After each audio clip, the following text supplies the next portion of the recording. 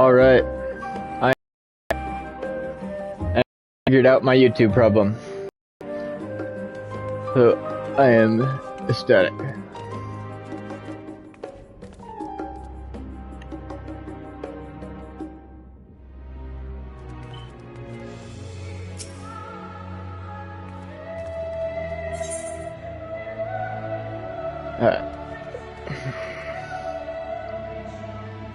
Going underground. As instructed, I shall take you to see the Aether Burner. Meet me outside the Archean. I trust you can make your own way there. So the Ark is being built in Labyrinthos. Hardly surprising. Where else could they conceal such a massive undertaking?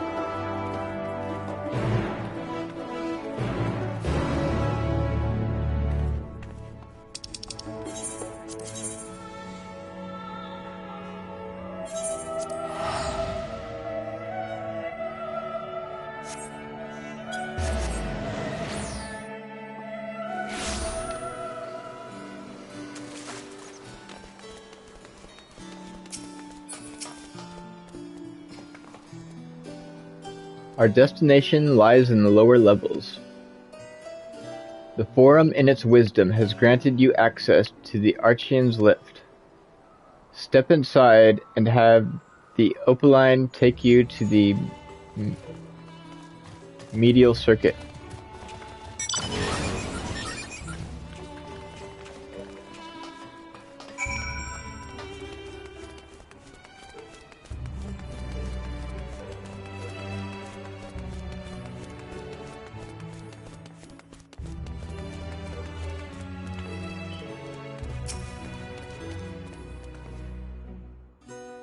You wish to use the lift, yes?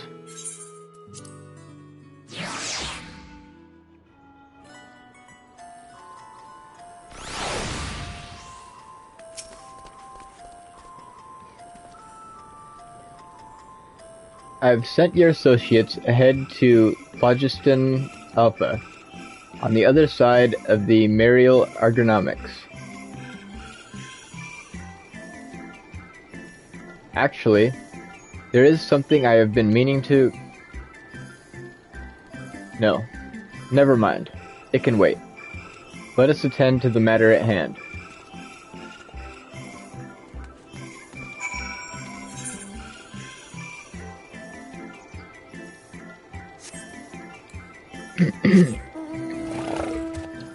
Okay, so... my YouTube problem was that I started a live stream before my previous live stream had finished processing, which caused them both to be in processing what seems like is probably going to be forever. The way I got around it, I'm going to share this because it took a lot of digging for me to figure this out, is if you go to the YouTube Studio Creator and go click on the video and edit the video and trim it down just a tiny bit, or find something to delete in the middle somewhere. Do something to edit the video, and then you hit preview, and then you can save the video, and it will be uploaded as a new video into your videos. So parts, what was it, 9 and 10, which were my problem ones, they're not going to show up in my live streams. They're going to show up in my video uploads in my playlist.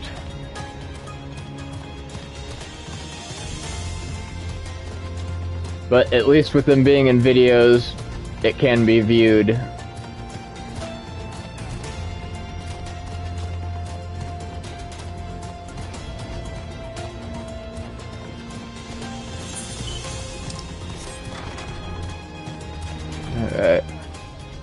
New area.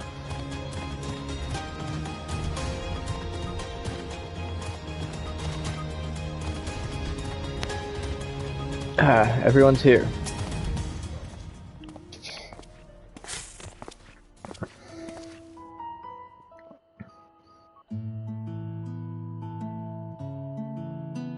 We are to wait here while Father arranges for us to use the next lift.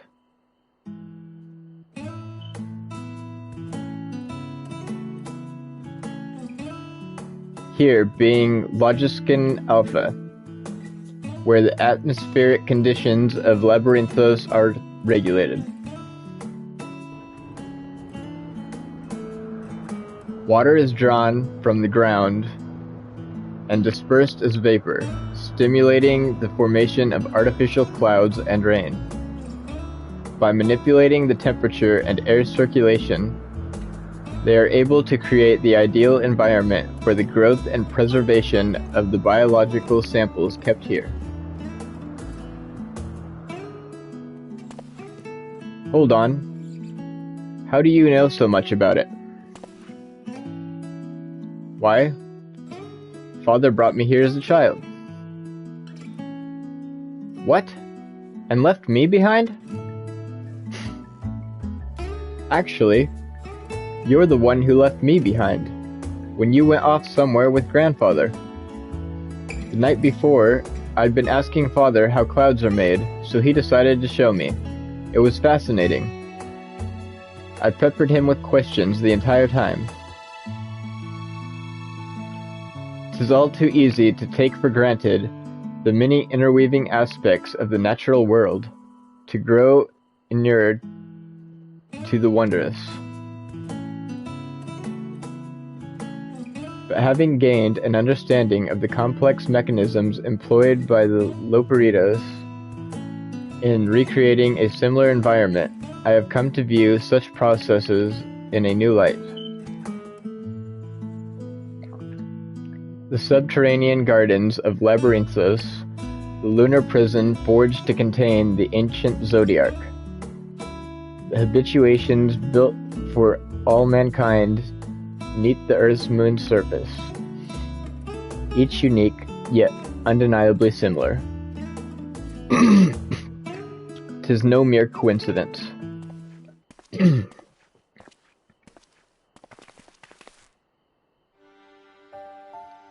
Ever since Heidelin unfolded to us the grim fate that awaits Aetheris,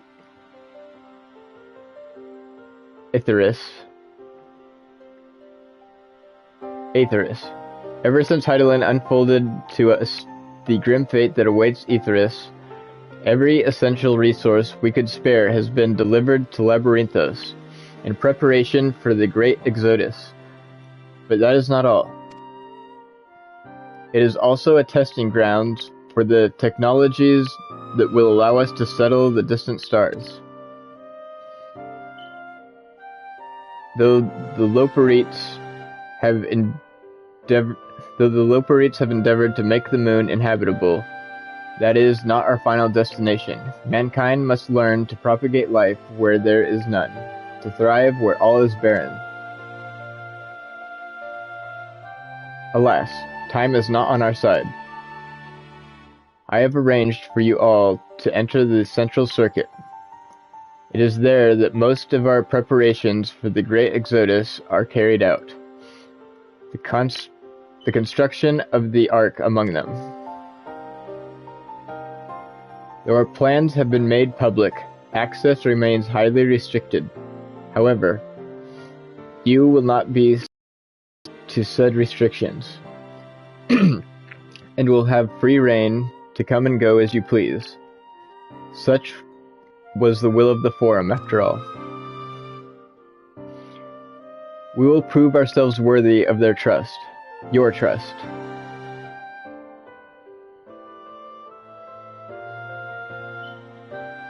Then let us proceed. Damn. Why does he act so cold?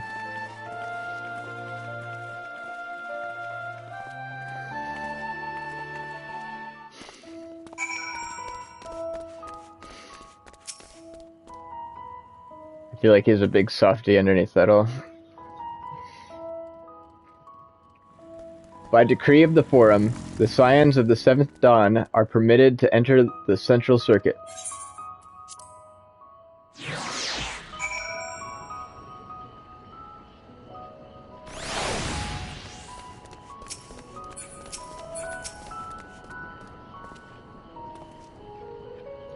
The Aether Burner is being constructed not far from here. Overseeing the work is Coco Dencolo, after whom the forge is named. Once the necessary introductions have been made, I shall leave you with him to discuss the particulars. This way.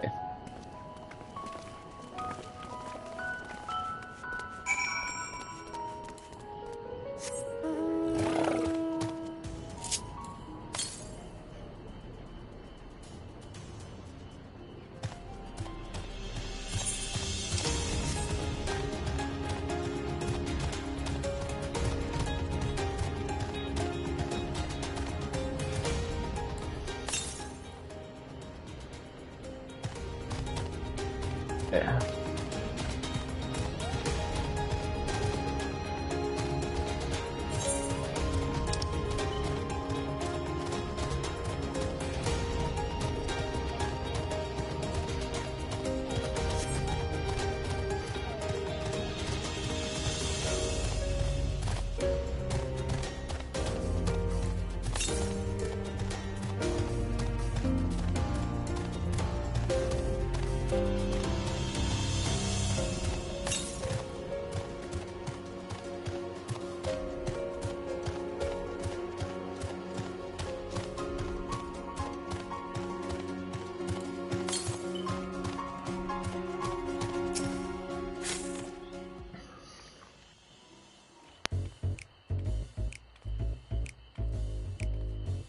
Could swap them out. No, been there, done that. Damn near lost me eyebrows. Think, Coco, think! We'd be well on our way to paradise. Visionaries patting themselves on the backs for their grand accomplishments if you'd only think! Yes, that does sound rather lovely. Yeah! I mean, Master Force, you know, what a pleasant surprise. We're not blasting off already, are we? The schedule remains unchanged, for better or worse. Which is why the Forum has elected to accept assistance in resolving the Aether Burner conundrum.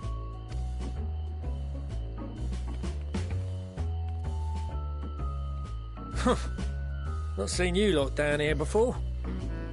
I want to know where Sid is. Why is Sid not with us? And Nero. There are Archons among their number, but engineering is not their expertise. Nevertheless, the Forum concedes the slim possibility that they may have insights to offer. If not, you are at liberty to return them to the surface, by whatever means you see fit. I assure you that won't be necessary. Now, about your troubles with the Aether Burner. Aye, aye, I'll walk you through it. Suppose I could do with a change of pace. As the name ought to tell you, the Aether Burner burns ether, ambient or otherwise, and transforms it into motive force. Think of it like a giant bomb that never stops exploding. Even out in that black void where the ether's right sparse, it's strong enough to move our arc. And it probably won't kill you like an actual bomb. Probably. But it ain't perfect. According to my calculations, to travel to the moon and back fast enough for the Forum's liking, the conversion rate needs to be 6% more efficient. A measly 6%, you say? But if I could have squeezed even another 0.6 out of it, don't you think I'd have built it that way in the first place? Hast thou consulted with the Loperites? Yes, they too are conducting their own research, for lack of a ready answer. The moon's propulsion systems are considerable, naturally, yet they are commensurately massive. It is no easy feat to convert their technology into an efficient means of propulsion for a teeny tiny toy boat, as they say, and as I most certainly do not. Yes, exactly! Damn it all, I asked for refined adamantite and they send me uppity rabbits with inscrutable, ancient, incompatible technology! You're trying to drive me mad! Do you speak of Allegan refined adamantite, perchance? You know of it? Only in the most general terms, I'm afraid. 'Twas an alloy of Allegan make, but the secrets of its production were closely guarded.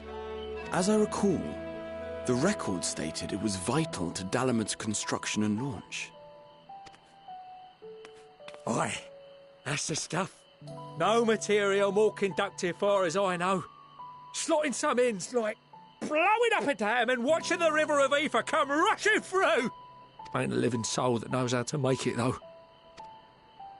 We were fortunate enough to salvage some for the ether burner, just a wee bit, mind, from a chunk of Dalamud that came hurtling into the Northern Empty during the calamity. With more, well, that extra 6% efficiency would be child's play. It's a crying shame that we've no other sources. Surely the many shards of Dalamud scattered throughout Eorzea would suffice. Why not get the refined adamantite from them? Oh, we tried, believe you me. But only a few specialised pieces would have had any in them to begin with. Drive calls from Ragnarok-class internment hulks. Those are the prize bits we really need. According to the Gleaners, getting to them means delving deep into the shards. And the defences are still very operational and very eager to blow them up. It's rough going in there, even for the cream. Not sure they'd make it out alive. Weren't we near that part of the Ragnarok when we went to destroy Bahamut?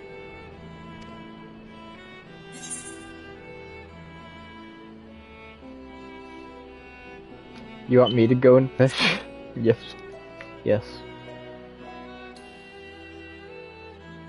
That may be for the best, though you doubtless find the task too dull for your liking.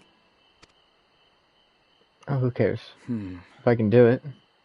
There are multiple internment hulks in Eorzea alone, so handling this ourselves may not be the most efficient option.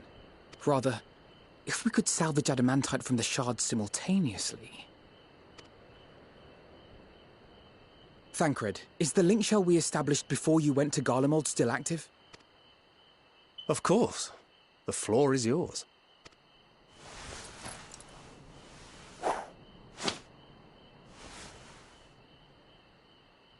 What's all this?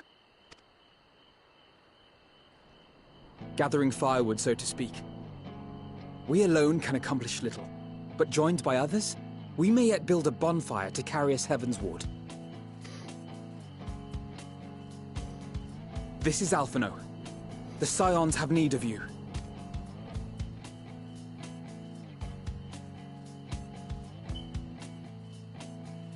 Watch your boy do his thing. I will contact the Lord Commander and dispatch our finest at once. My sisters are somewhat preoccupied with the final days, so I will lead the 12-Sword expedition myself. Are you aware of any other sources of refined adamantite?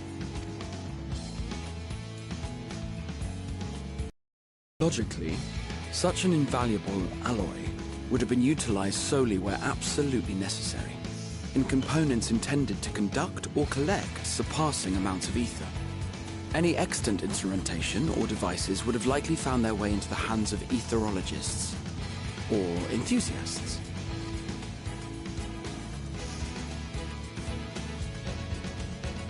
Magical artifacts of Allegan design? The Eastern Alliance will send word to one and all. Are there other ways we may offer aid? No shards of the Lesser Moon scar our soil, but our stake in this cause is no less for it.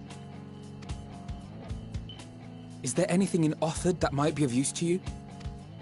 What did you say? Oh, you got friends in far places, lad. Any road, If you're offering, I wouldn't say no to one of those Far Eastern sacred relics. Some of them can hold enough ether to summon a whole damn primal. Combine a source like that with the ether burner, and 3, 2, 1, kaboom! I gather you heard his explosive enthusiasm. Might you secure us a suitable relic? It shall be done. I know little of machines, but I promise we will do our utmost to gather the materials you need to finish your starship. I am glad for the work, in truth. Better to busy oneself than wait and fret over disasters foretold. Then why are we all still standing about yapping? This plunder for the taking. And I'm a born plunderer. I'll be an old Charlian before you know it. Start mixing the grog. I'm certain that can be arranged. Thank you all, and do be careful. Just like that. Aye, just like that. Our refined adamantite is on its way. Now let us consider our next steps, shall we? There's yet much to be done.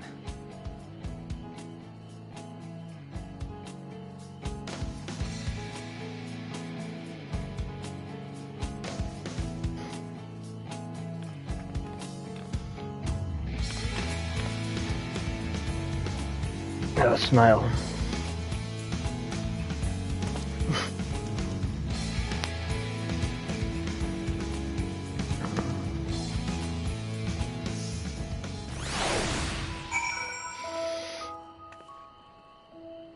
This is a good story. I'm really enjoying it.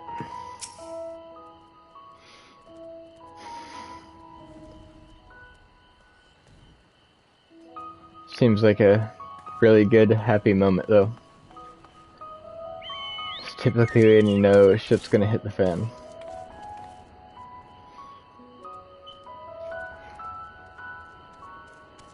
Just hopefully not until after we get done with everything we need to.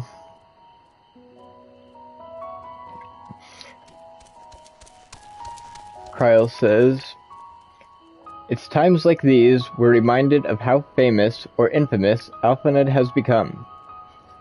Who'd have thought he could achieve so much with a single Link Pearl conversation?"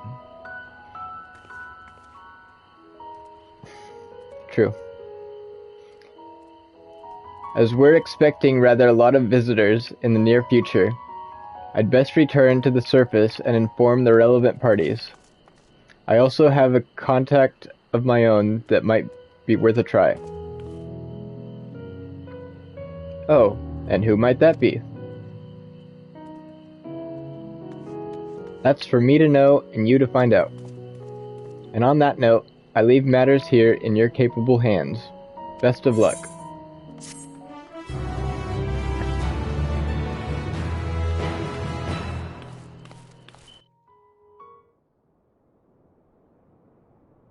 Meanwhile, in Ul'dah.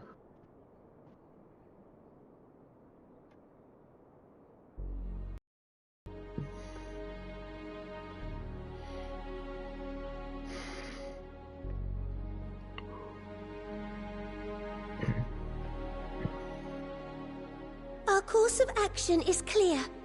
We must harvest refined adamantite from the shards of Dalamud and procure arcane relics of Allagan make. Summon the best and brightest of our immortal flames, and form an expeditionary party at once. Call upon the Sultan Sworn and Brass Blades for support as you must. Papashan, send word to the guilds. We will require the expertise of master artisans if we are to have any hope of identifying and recovering these elusive materials. Viergeist, we have need of your stone torches. They are to assist the immortal flames in scouring the ruins, and to help secure the surrounding areas. I trust I can count on your support. As commander of the Stone Torches, my son Zimberk will personally see it done. Pippin, I would have you lead the raiding party. Assemble your finest, and with Tizona's blade clear the way. Lord Lolorito, I pray you take charge of the search for Allegan relics. Surely you know of some being traded on open or clandestine markets, or sleeping in collectors' vaults. Of course, I ask not that you do this out of the kindness of your heart. By all means, profit on the transactions. I wish you the joy of it. The final days descend upon our world.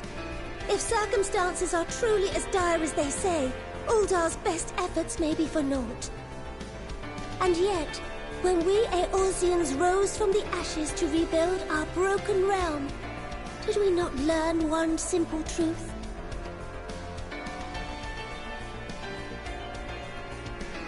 That which seems all but impossible to overcome alone may yet be possible if we stand together. It was the Scions who united us then, and it is the Scions who call upon us now. Uldar will answer that call. We will summon our courage and join the fight for our world's future. You know your duties. I, Nanamo Ulnamo, 17th in the line of Ul, bid you good luck and Godspeed.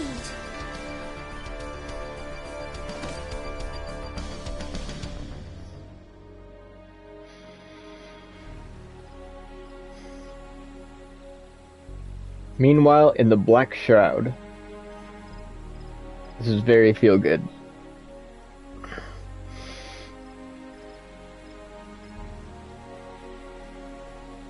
Everyone coming together and going all out.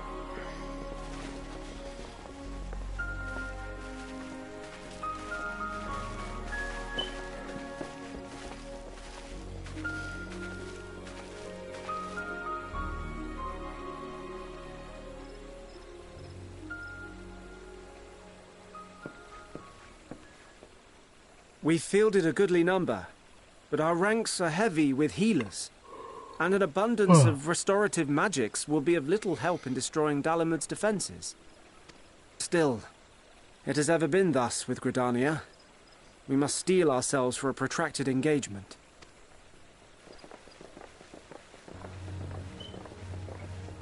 In that case, might I suggest taking us along? Really? Please. You really need question marks? Commander Hext, what are you doing here? None of the shards in Girabania are big enough to hold an internment hulk. So we said to ourselves, why not lend our neighbors a hand? We thought you might be short on people with a talent for breaking things. While it pains me to admit it, you are right. Our deficiency so plain to see. It might have been a lifetime ago, but I was once one of the Scions assigned to the Shroud.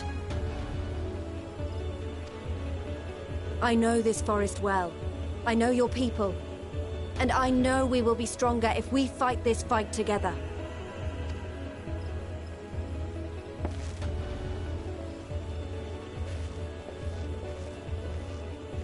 Then I will impose upon you with a clear conscience. Come. Let us speak of how to integrate our forces.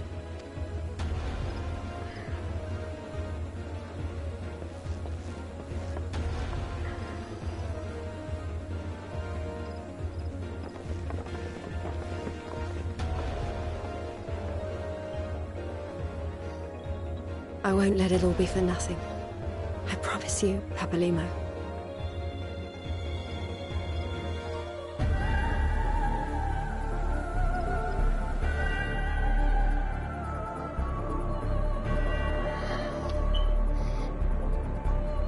Meanwhile, in Crethus.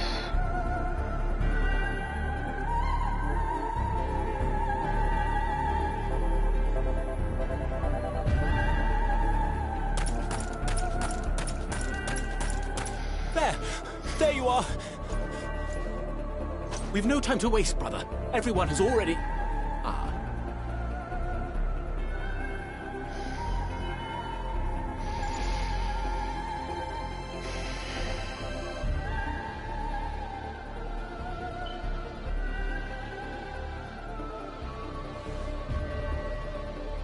There you go. There you go. You pay your respects.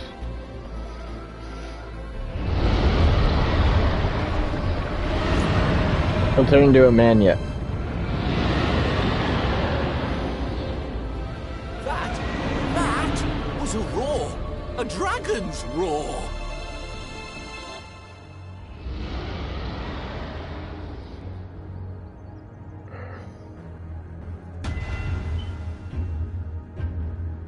Meanwhile, in the Ruby Sea.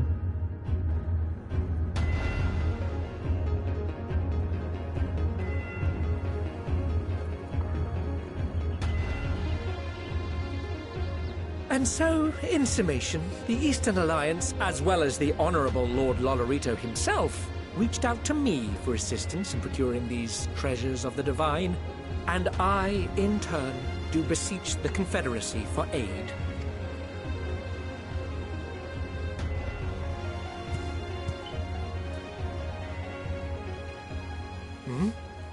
Is that... Hancock? What a surprise this is. Sorban. And a fortuitous one at that. I have a favor to ask, you see.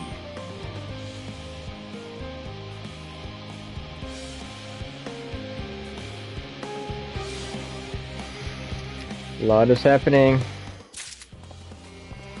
Oh, I was expecting to see more.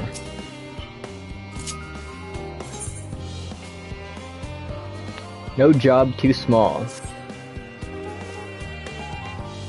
Though our friends are searching for refined adamantite and sacred relics, we will only know if they meet your requirements once they've arrived. In the meantime, is there aught else we might do to be of service? Ha! You've already done more than enough. If I had to say, though, I could use someone who knows a thing or two about Allegan technology. You there, the lad with the red eyes and matching hair. You seem to know more than the average scholar. Indeed he does. Ha! If only Master Kokol knew how right he was.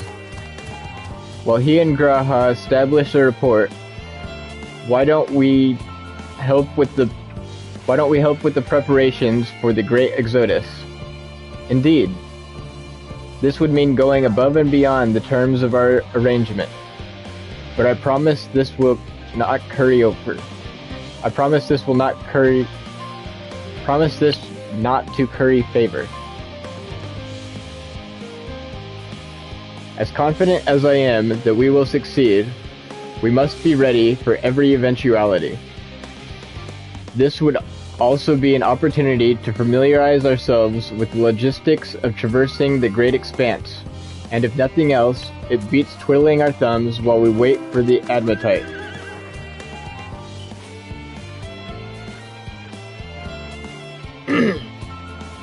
Well, ain't you a bunch of helpful buggers? If you've a mind to lend me a hand, I know where you ought to go. Charlie and Hammett is lousy with researchers and scholar types, busying themselves preparing for the Exodus. Ha! That lot need all the help they can get. Well then, off we go.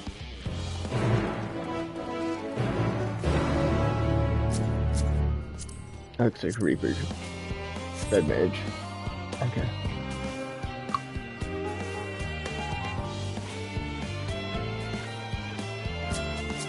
Wait. What sword is that? No. What? Oh. Duh. It's not drawn.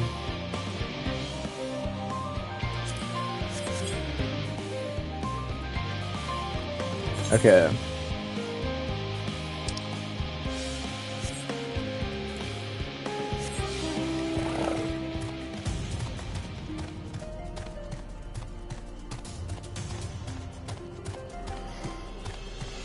Yeah.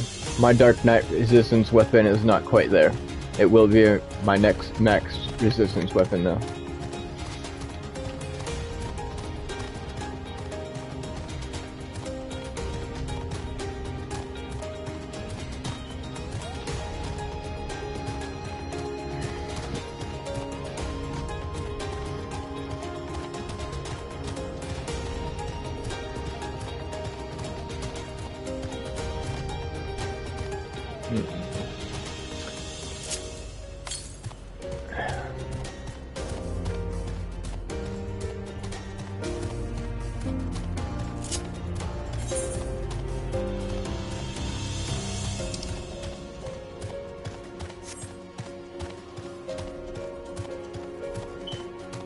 I'm not gonna worry about the Aether Currents right now.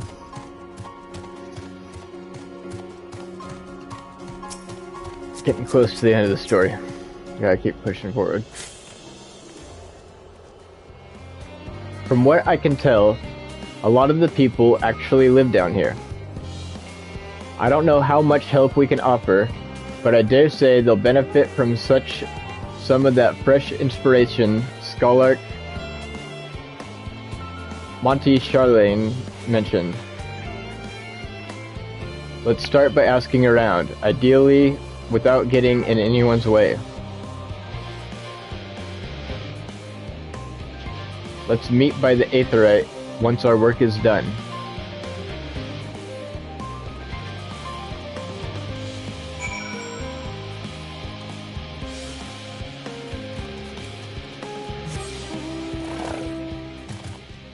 Oh, come on.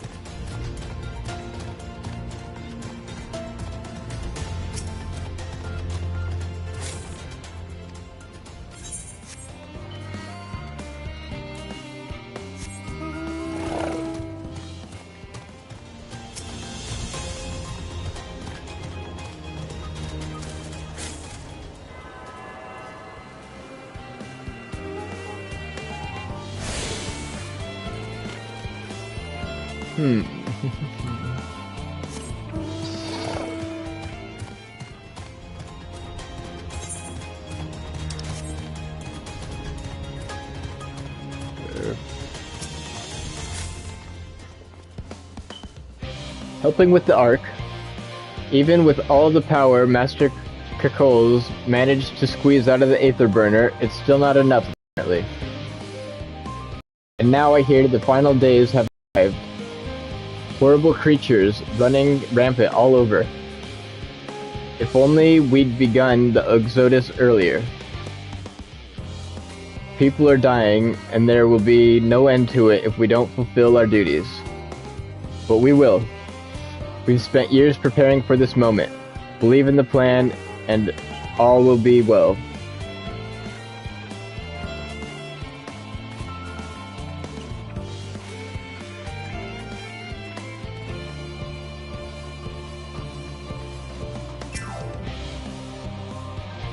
Oh, hello. Are you one of the new helpers? Working on the Aether Burner. Oh dear. I hear things have come to a standstill on that front. Even so, I'd choose that over my current duties. Checking and loading samples day in, day out. It's tiring. Thankless work. Still, no one will be cross if I misplace a few legmens or what have you. The forum's got enough on their plate as it is. What with deciding who gets to board the Ark and when. Lots of people have opinions about it. My heart goes out to Master Fortunaut and the others. Hardly get a moment's rest, I expect. Do they even have time to sleep?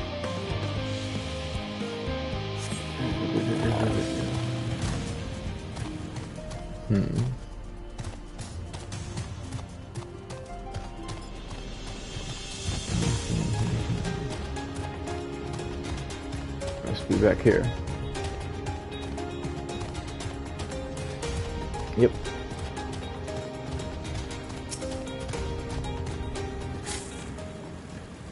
Offering to help? That's very kind. but I should be able to organize the rest of the documents myself. It's mostly lists of things we'll need once we arrive on the moon, and then whichever star we choose as our new home. My duties largely concern the maintenance of living conditions, so it'll be a lot busier after we depart. I hear that our lunar collaborators have come down to assist in our efforts. I'm looking forward to finally meeting them in person after having communicated with them in such a limited capacity so far. To be perfectly honest, I've not even the slightest idea what they look like. I do hope they're not enormous looming giants. Why, I would much prefer something small and fluffy, like that beheaded rabbit that ran by.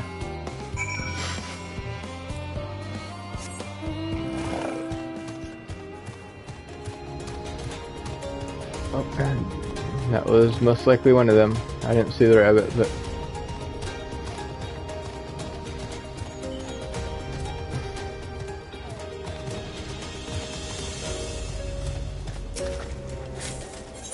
Okay.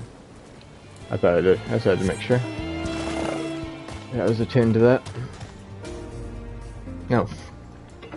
Controller died. Oh, good.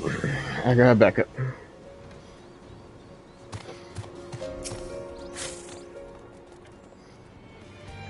Fancy meeting you here, Shinobu. Our friends in the forum brought us to see their teeny tiny boat. Our friends in the forum brought us to see their teeny tiny toy boat, which was quite impressive considering they didn't use any creation magics. What we're really interested in is Aethys itself, though we now find ourselves in a sort of funny underground miniaturized version of it.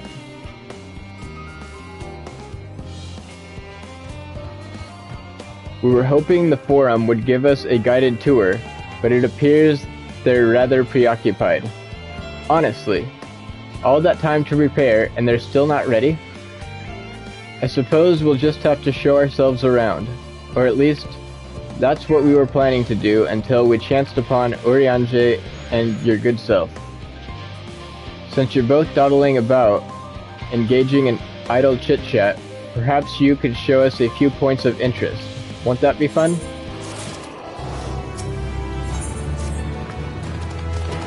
A tour of Labyrinthos? An unexpected yet prudent suggestion. Given the similarities between this artificial environment and the Best Ways Bureau, it would be in our best interest to have the Loperits acquaint themselves with those conditions deemed optimal by the Charlene collaborators. I fear, however, that continued reliance upon my limited knowledge would risk narrowing rather than broadening their perspectives. Mayhap thou art better suited to lead this venture. What a marvelous idea! Might we begin with the great big what's-it over yonder? Ah, yes. The what's-it. I shall leave its explanation to Shinobu.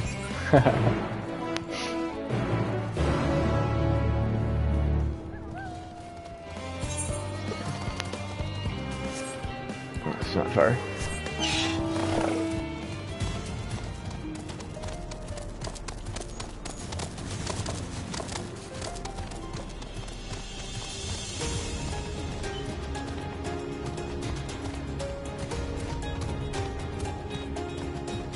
Oh. Weather control station? Goodness me, to build something so large without creation magics is positively stupendous. Perhaps you could direct our attention to its most important features. This is all very intriguing, I'm sure, but where are the food preparation stations? What was the word for it? Kitchens. That reminds me, Puddingway. Our newly appointed chef of pudding research a discipline he himself founded after sampling Urianger's delights, has gone in search of Aetherite's ultimate sweet treat. Well, provided it's a pudding, as that's all he'll ever talk about these days. Have you seen him? Search the apparatus for points of potential interest. You may move the camera as well as zoom in and out. Yeah. We know this. Aim and shoot.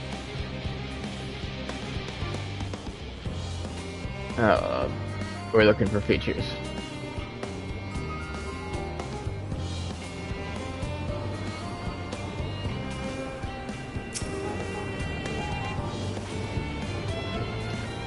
You spot an abystoma, an especially lively one at that. It would appear that the concept you observed in another time, another place, was approved for life in the wider world somehow.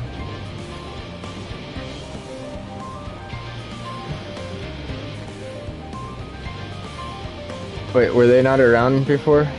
I swear I've seen them before.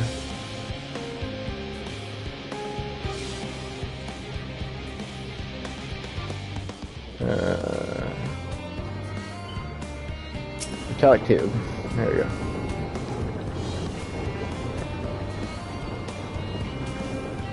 Is that water I hear from inside that great big tube? It must be because those cogs and that gigantic wheel at the top. Oh, I see. That's how they drop the water. There's probably some sort of spiral-shaped mechanism inside it too.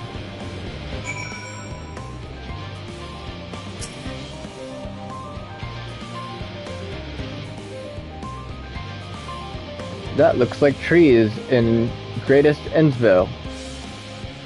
Hold on. That's a bit of a strange shape.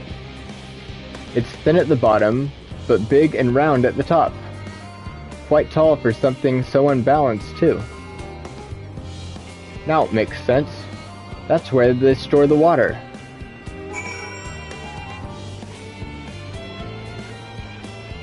Am I explaining this? Or is he coming to his own conclusions?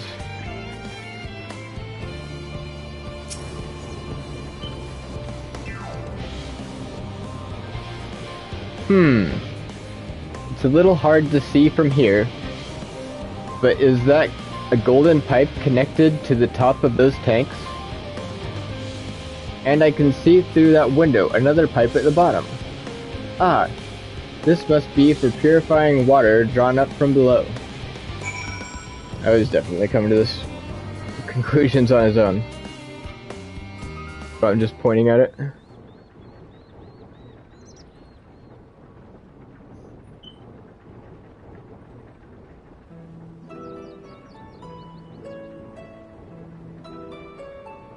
Well, if I were to hazard a guess, water drawn from underground, presumably with some other mechanism, is purified here and stored in that tower before being distributed elsewhere.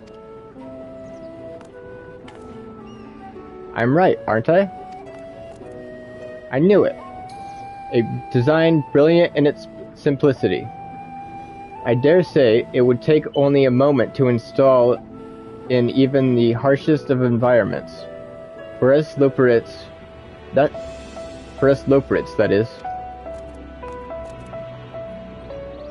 Indeed, securing a reliable source of water is the utmost importance for any fledgling settlement.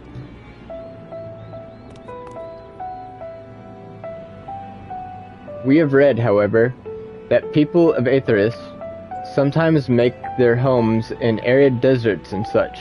How are they able to survive? Many settlements in Thalahan are built near an oasis. Areas near waterfalls are common sites for villages in Grabania.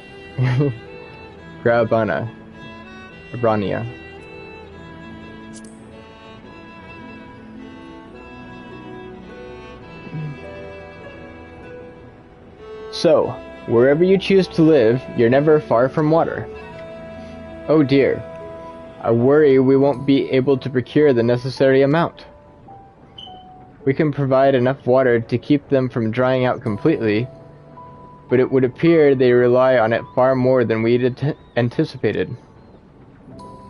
A few adjustments may be in order, once we've calculated the average rate of consumption per individual. It may be worth learning more about how exactly they obtain their water in the first place. Master Alphanod spoke of the machineries responsible for that feat during our journey through Logisticon Alpha, did he not? Mayhap the Loperites will share his appreciation for the engineering marvel.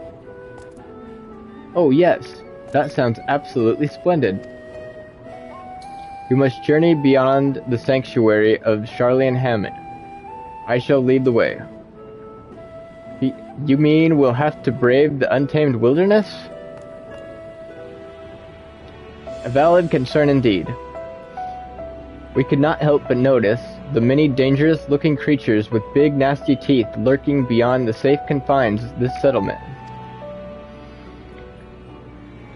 Were we not escorted here by burly custodians, I dread to think what would have become of us. Regrettably, too many a hungry predator with the aforementioned big nasty teeth, Loperites may appear to be a potential and rather appetizing source of sustenance.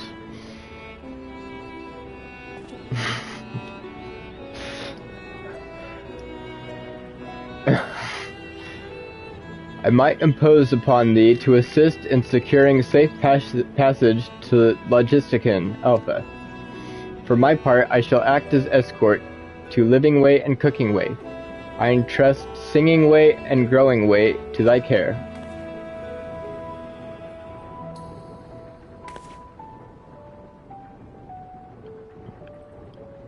A more valiant protector they could not wish for. Godspeed.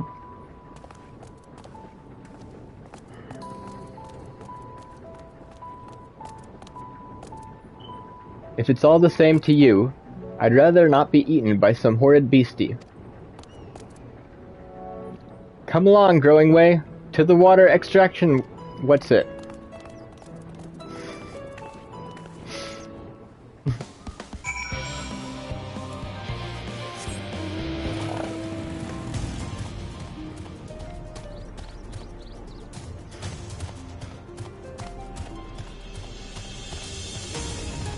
This place still amazes me.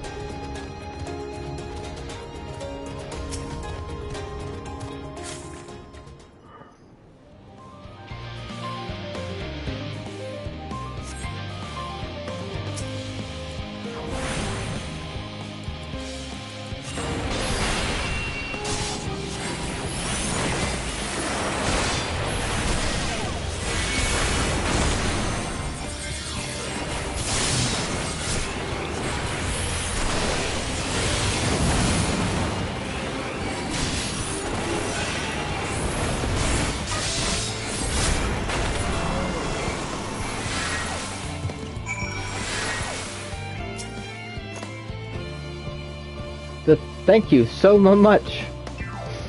I really hope this water extraction is worth the harrowing experience. All part of the fun, some might say.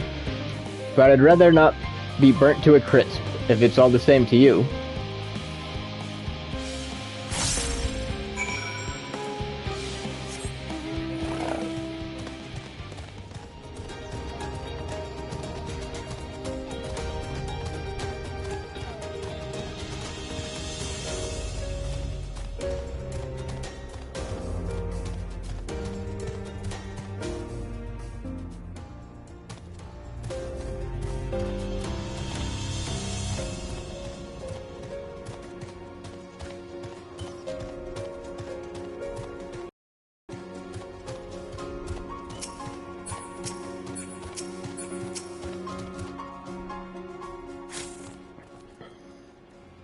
My friends, I bid you welcome to Logistican Alpha.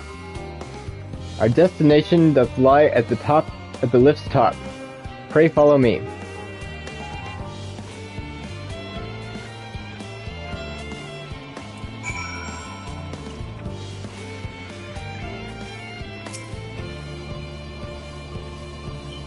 You will need to use this lift should you wish to go to Medial Circuit.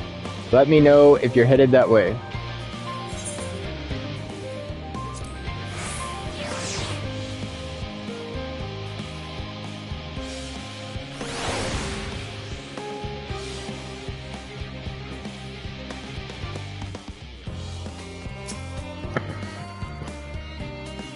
Marvelous. Simply marvelous. So this is where the magic, or science rather, takes place. The perfect environment to sustain life, artificially created. The knowledge we gain here will be essential when we start looking for new stars for your kind to inhabit. Apparently, most of them don't even have air for you to breathe. You're all very lucky that Aetheris just so happens to provide everything you need to thrive. Or did mankind turn out that way because of the available resources, I wonder? Either way, it's nothing short of miraculous, and I cannot wait to see more of it.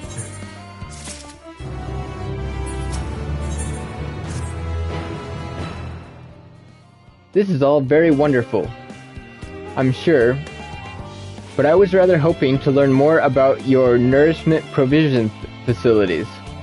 In other words, where's the food? I believe both the knowledge and consumables you may seek may be found at Mariel Agronomics. As I imagine Springingway and the others intend to study every conceivable facet of this apparatus. Wouldst thou be so kind to escort our visitors, visiting Culinarian? Yes, that sounds much more interesting. Hopefully, I'll be able to see firsthand some of the delicates Urianger was telling me about. Even his incredibly vivid, if a bit too verbose, descriptions cannot compare to sampling them myself. Not to mention, Aetheris will soon be no more, so I must learn all I can while there is still time. Let us brook no further delay.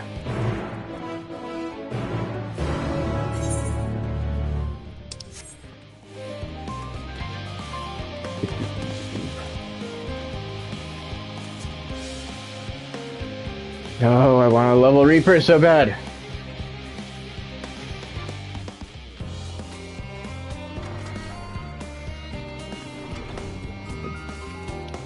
Black Mage has been my main since the beginning.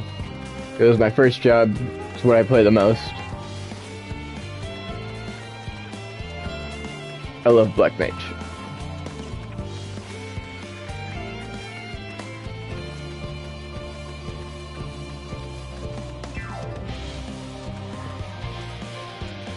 Reaper will be next, though.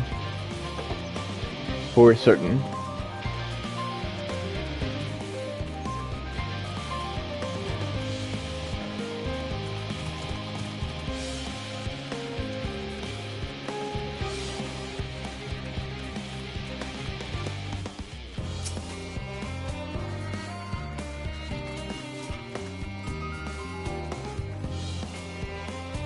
This is the place, yes? The heady aroma was enough to guide me here, and I've spotted several of the fruit and vegetables featured in our compendium. I'd dearly love to try some, but I read that those who help make themselves to the farmer's crop without permission are often caught and put in pies.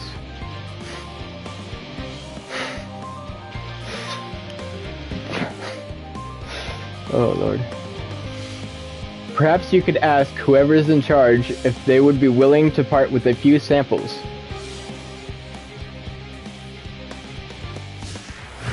Come along, Cooking Way.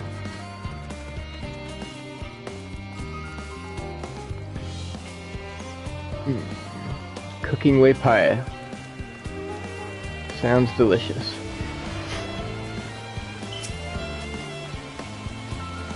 What a fine mess this is.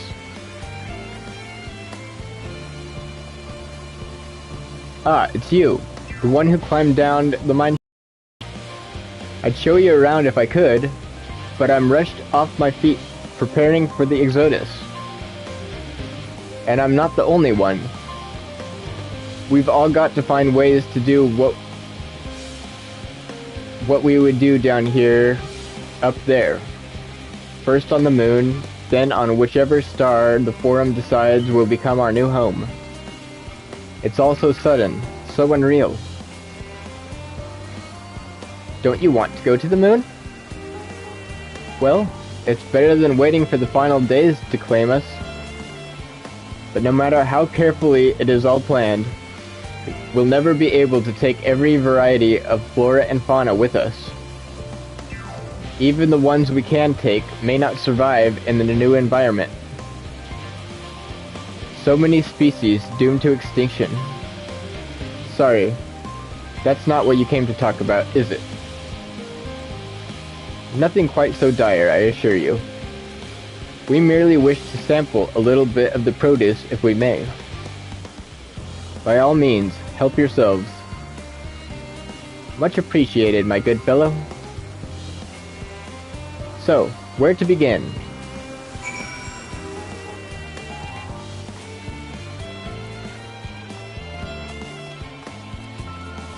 Some grapes.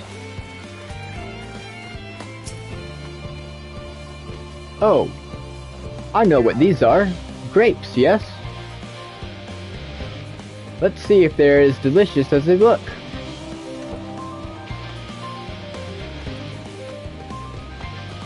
So sweet, so sour. The taste is much like a ripe philosopher's carrot, and yet the texture is entirely different. The contrast between the outer skin and the fruit within is most peculiar, though far from unpleasant. Yes, I think I'll try another.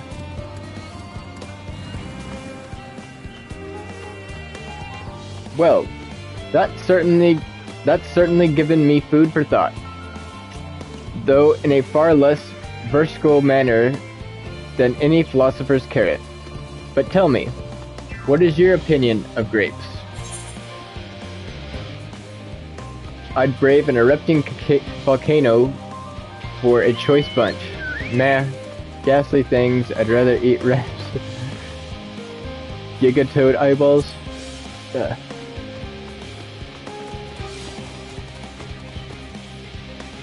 Yes, they are rather moisturous, aren't they? And from what I've read, quite versatile too. Something about people stepping on them to make intoxicating beverages, as I recall. Anyway, that's enough about grapes for the time being. On to the next treat.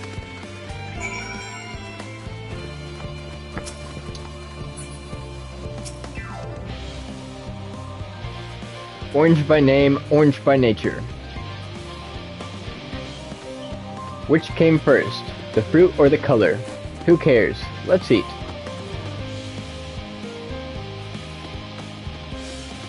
Yes, that's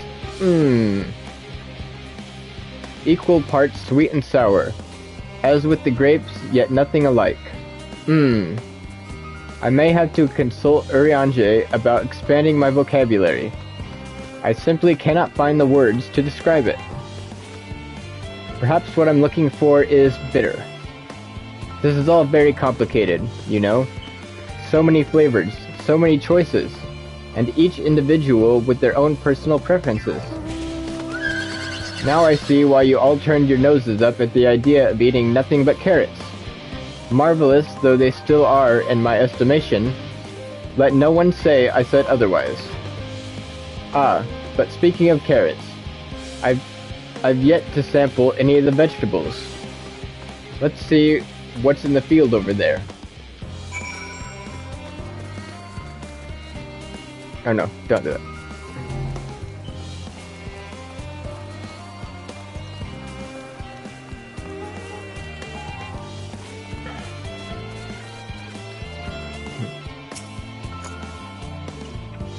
That color, that texture. Are they the same sort of enormous round carrots? No? In any case, proper nomenclature is less of a concern than the taste.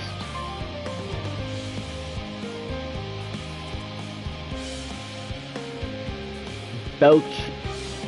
It's so hard and flavorless. I may as well be chewing a piece of wood. That all but confirms it. These are nothing more than misbegotten failures, masquerading as good carrots. Stop, stop, stop! Can't you see these are pumpkins? And no one with any sense would try eating them raw. You're supposed to cook them first. Do you not find it an awful bother? Far from it. Cooking is a joy unto itself. And what's more, it broadens the range of ingredients that we may safely eat. But above all else, cooking allows us to draw out the full potential of our produce. Pumpkin stew has been one of my favorite dishes for as long as I can remember. Then perhaps even these hard blocks of plant matter can become as delicious as the orange I sampled. I wonder, though, if there's anything even more delicious. How about that yellow fruit over yonder?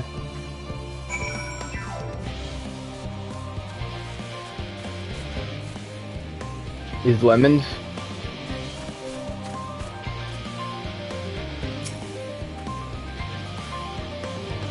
What a wondrous fragrance. What luck. It'll have flavor to match. As I have no idea how these are eaten, I'll just bite into... Ah! My tongue. Is this poison? A lemon? You mean it's supposed to taste like this? How can something so similar to an orange be so revolting? Ack! It may be some time before my palates recover from this ordeal. As such, I had best call an end to this round of sampling. Let's say farewell and return to the others.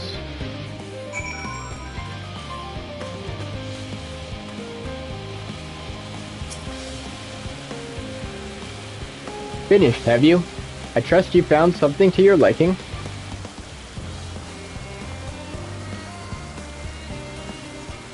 I'm rather enamored with the grapes and oranges. Less so the pumpkins, though. I learned the hard way they're not to be eaten raw. Then there was the lemon, the deceiver. I still feel so violated. Haha, first time, was it? I'd hate for you to leave with a bad taste in your mouth, in more ways than one, so I'll give you this lemon muffin I baked. If this doesn't change your opinion, nothing will. More lemon? Have I not suffered enough? Nevertheless, it would be reminiscent of me to spurn this opportunity to... Oof! Bit of sick came up there. Learn more of your inscrutable ways. Oh. Very well. Lemon muffin, do your worst.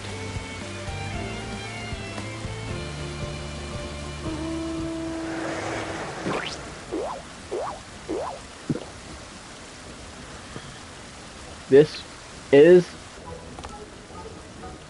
delicious.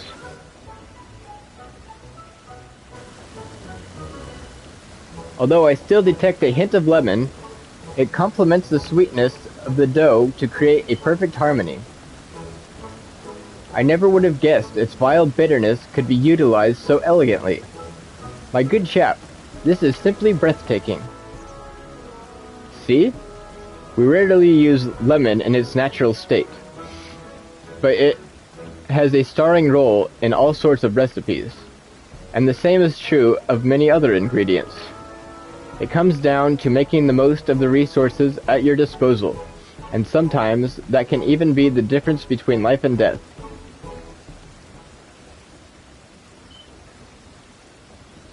I know we won't be able to take every species with us.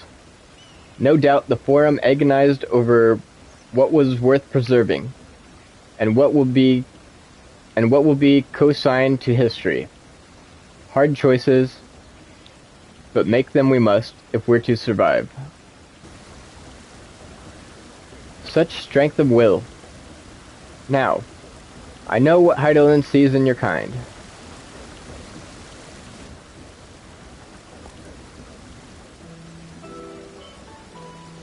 Mankind, the Loporits, we were both born from the accumulated knowledge of the ancients. They learned all there was to learn about the nature of sentient life, and the fates of the stars themselves.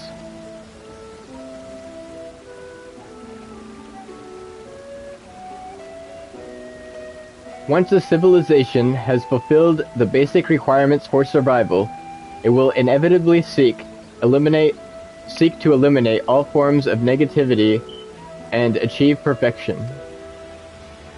And therein lies its folly and its downfall. For perfection is as unattainable ideal. 'Tis the paradox of the immaculate carrot. Yet civilizations, since time immemorable, have deemed the pursuit of perfection as progress. They pay no heed to the cost incurred in their futile quest, and all too often become the architects of their own demise, their dreams forever unfulfilled. What then is the alternative?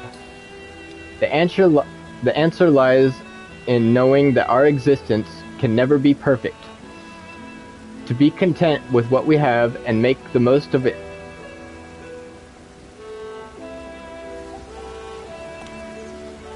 When life gives you lemons, we make lemon muffins.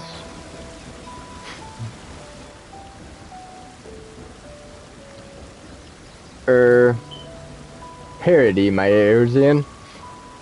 But what in the seven hells are you on about? And who are you anyway? Cooking Way, at your service. I'm here to help prepare for the trip to the moon. And once you get there, you'll be able to try my carrots. I've been growing all different kinds. But don't worry. There'll be room for your crops too. We'll work together to preserve as many Aetheris species as possible, if you're up to the challenge. Yes, of course. I look forward to it. Well, this has been highly productive. Probably. Let's go and see Urianger and the others have run out of machinery to inspect, shall we?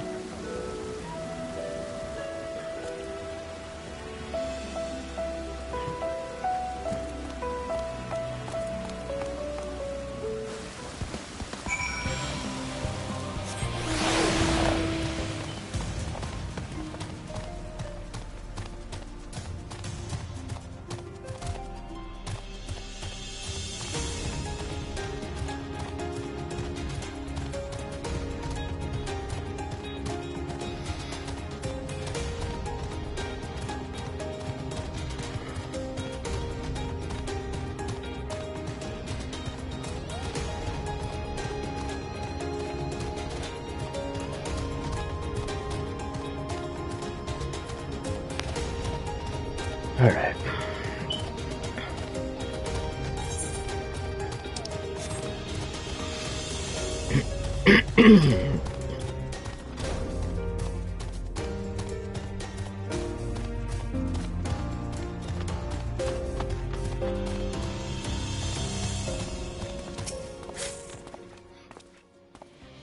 That was most enlightening, especially the part with the lemon muffin. Actually, I was wondering, do you know of any other places famed for their cuisine? Lemza Lominza is home to the Culinaries Guild. and many less than savory establishments. The Far East has oodles of noodles.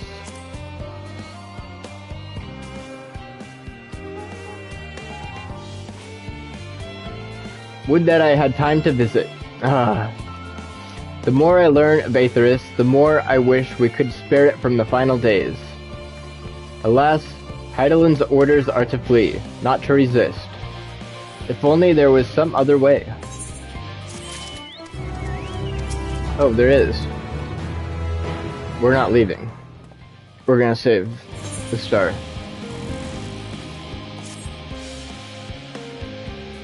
Shinobu, I trust thy time at Mariel Agronomics did bear fruit. Our own efforts, too, were rewarded. We now possess an embarrassment of educational riches. No doubt our guests' relentless pursuit of knowledge could occupy them and us for a fortnight. Alas, time is of the essence. Let us return to Charlie and Hammett forthwith. I shall gladly attend to each and every loperate there, should further questions within my power to answer arise.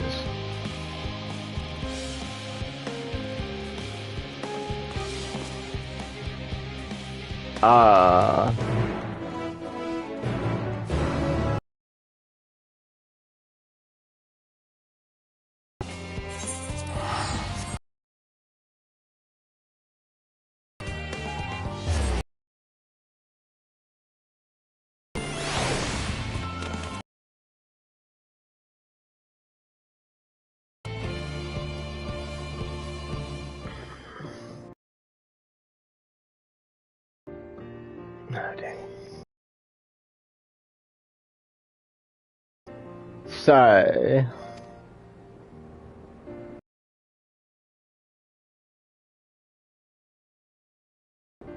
That was indeed me verbalizing a sigh.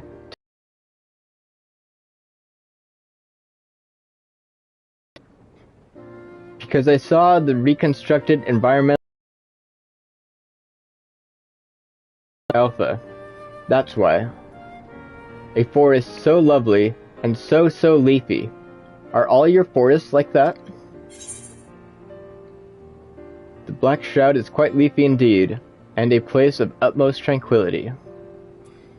They're verdant at least. The trees of Dravania stand particularly proud. You should see the forests in the first. One was purple. One was purple. None of them were purple.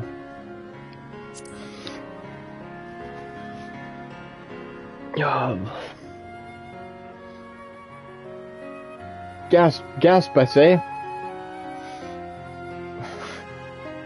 He's saying gasp, and he's saying sigh. Oh, these guys. They crack me up. With a star so wonderful, it comes as no surprise that you're reluctant to leave it behind. I was a fool to think otherwise, to assume that the moon was something worth being proud of. How ridiculous we must seem to you, trying so hard yet achieving so little. Oh, you did not. You guys did awesome. Not at all. Thy work are no less worthy of their uniqueness. I thought I heard tiny voices. Thancred!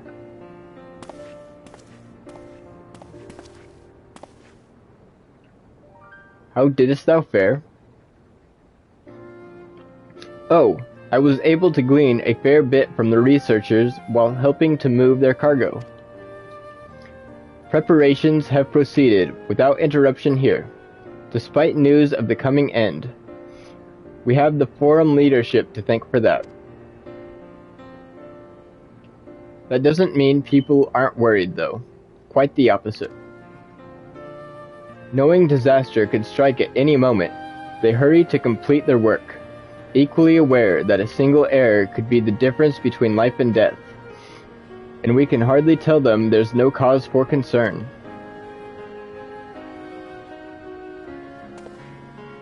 Perhaps not. Though aided by our goodly growing way, we may yet find other ways to lighten their burden. Me?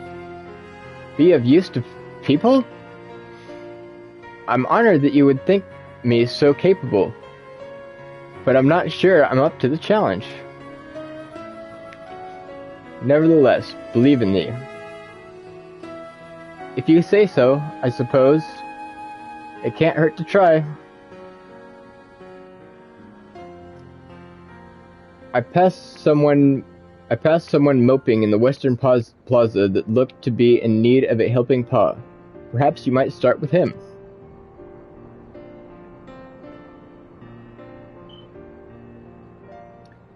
'Tis as good a place as any. Come.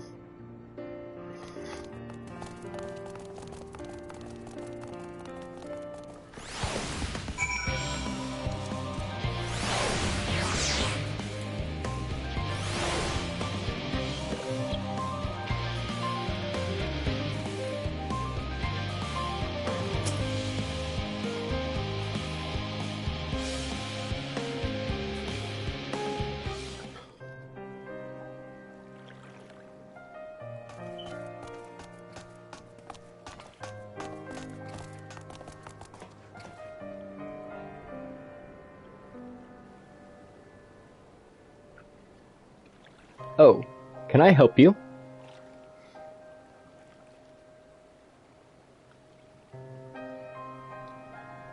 It is you who helped me. Is my anxiety truly so obvious? A burden shared is a burden eased. Pray, tell us thy troubles. Those little fellows do look like good listeners. I'm an engineer, you see. And what they say of the ship, that it's the sum of decades of Charlian ingenuity, that it's built with peerless elegant technology, is all true, but I know, that none of that's guarantee. We've never before launched a starfaring vessel, let alone flown it into the great expanse. All the tests we've run have been on the ground. Only operational personnel and cargo will be aboard for the first voyage. But even so, if it fails us then, what can we do? And if it doesn't, it could fall apart on the next flight, or the one after that. We've done everything we can to prevent that from happening. But it hardly matters. We thought the Aether Burner's design was flawless too, and look how that turned out. Thou art familiar with the most daunting technologies, and thus thou hold the power to allay his fears. Oh, I'm not so sure about that, but, well, maybe you could tell me if there are any aspects of the ship's design that you're especially worried about. Our ability to walk around and perform our tasks, for one. I devised a means by which to employ gravity, a spatio-temporal spell, to regulate the environment. But what if it's not strong enough? What if everyone floats away and begins crashing into things as soon as we've left the star? Ah, gravitation. Maybe I can be of help after all. Up there is not so different from down here, you see. The same rules apply. And if you consider them as part of one great big cosmos rather than separate places,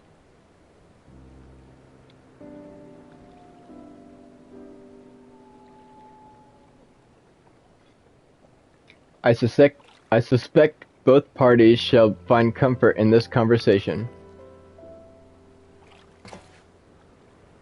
Yet if Thancred's tale be true, still others would benefit from insights born of experience. My eye prevailed upon the Loporits to attend them. An excellent idea, if I do say so myself. There is naught we like more than to ease the hearts of the fine people of Aetheris, and learn more about them while we are at it.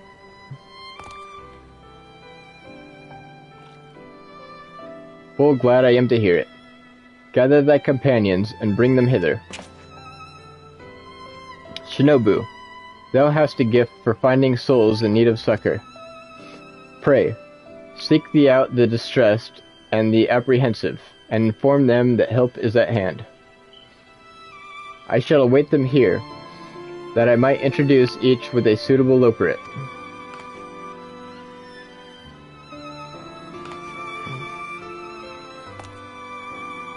Oh, I do look forward to that.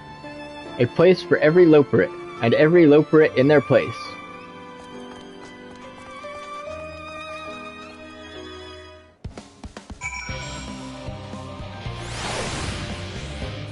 Here's one.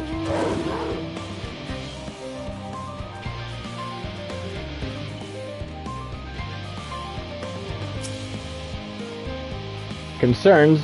Nay, there's no point in worrying at this stage. It'll only make the work that much slower. This woman seems to be coping well. Indeed.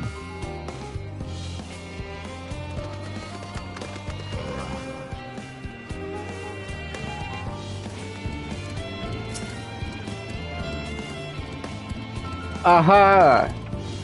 The end of the world is nigh, yet the work goes no faster. Schedules are such temperamental things, feasible one moment, utter buttocks the next. And yet, I've never felt so alive. This one is beyond your help. Only sleep can save her now.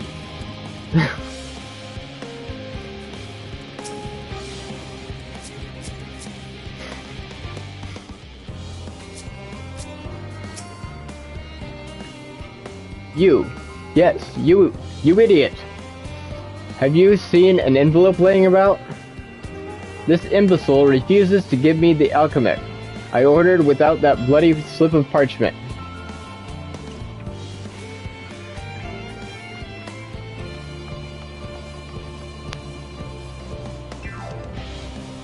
Unless your friends have a spell to make me remember where I dropped my damn envelope, I doubt they'll be more help than you.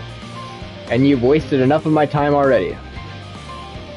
It would be unfortunate for all involved to inflict this man upon the loperets.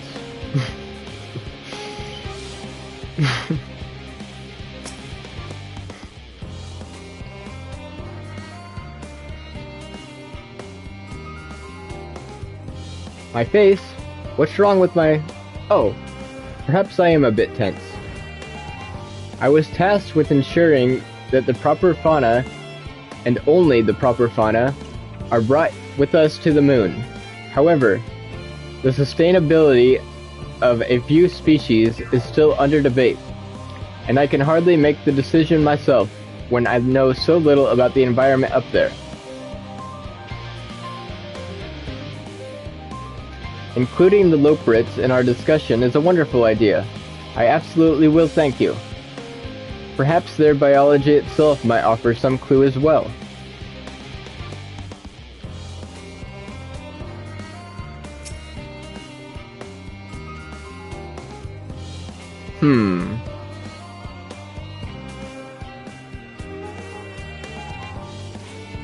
Consult our collaborators? I suppose that would be more effective than sitting here brooding. I'm attempting to calculate how much cargo we can consolidate into fewer trips. Should the Aetherburner make our original estimates feasible? But there are simply too many variables. I feel as though my brow will turn inside out. But perhaps our lunar associates will have more insight into how much weight constitutes too much weight for our purpose. Thank you for letting me know.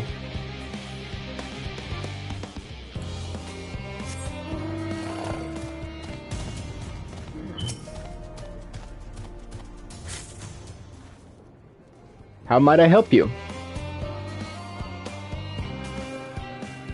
My, what a lovely idea. I too noticed people becoming rather tense. so I rushed out to pluck some fresh and fragrant tea leaves. Now, I need only track down 100 or so cups. But don't you worry, I can manage. I hope your plan to cheer everyone up goes well. This woman is doing better than you are.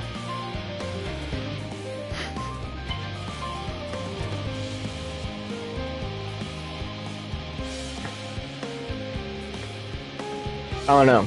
I'm feeling pretty good about all this. I don't think all this preparation's even needed.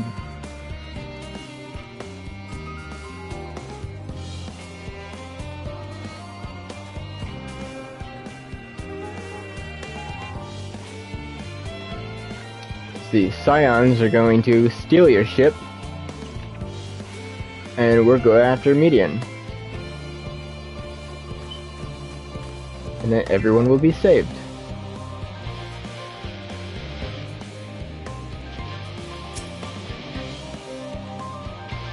Worries. No, I believe I'm fine, thank you. I've been confiding in my colleagues, and it's helped a lot. Can't recommend it enough.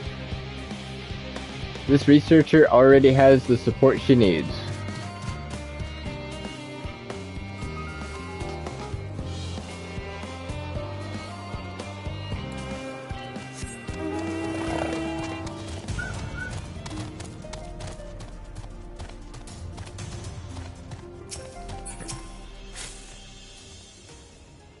Have you heard anything of what's on the moon? I have no doubt that we can make it up there, but the searching for a new star part of the plan sounds awfully vague to me. I asked the forum, but they will only tell us that our collaborators have everything under control. Forgive me, but I don't feel particularly safe wandering through the sea of stars on God knows what made by God knows who.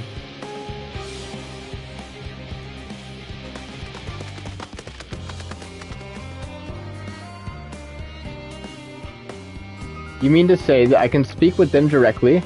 Amazing. I hope they like questions.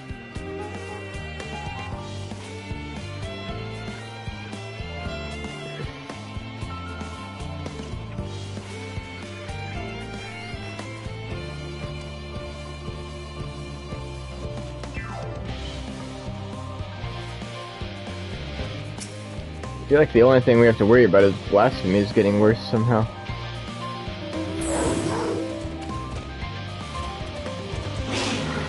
Leave me to my misery. The forum can't appoint someone else? I apologize. I simply don't know what to do. How am I supposed to pilot the Ark if I'm already falling apart under the pressure? Do you know a starship pilot that I might speak with? Surely. Well then, there's no time to waste. They can help me prepare for this monumental task. Good.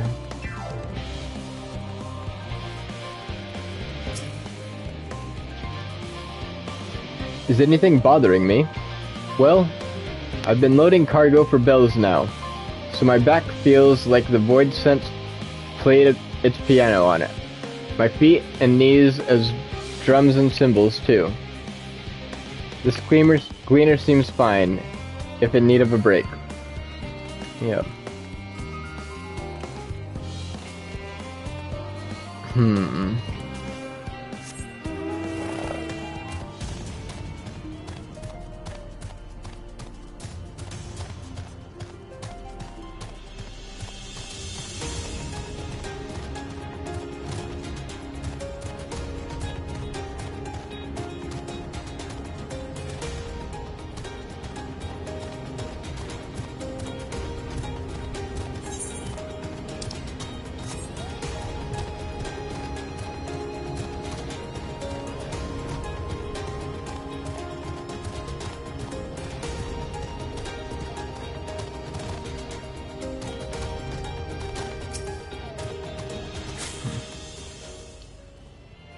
56 bunches of weed in the ground. 56 bunches of weed. Rip one out. Add to the mound. 55 bunches of weed in the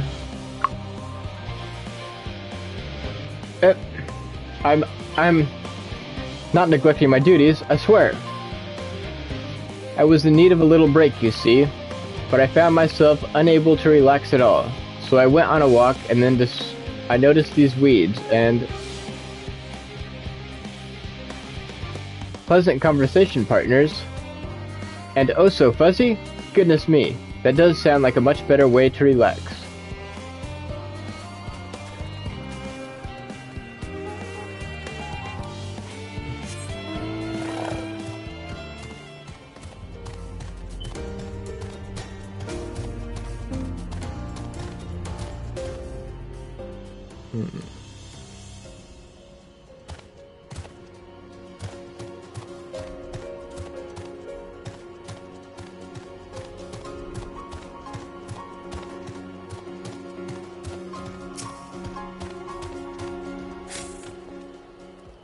Apologies, but I'm awaiting a delivery. Whatever it is will have to wait.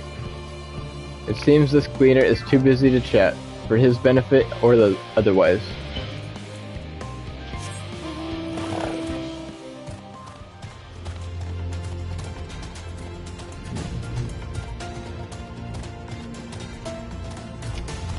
Where in the world?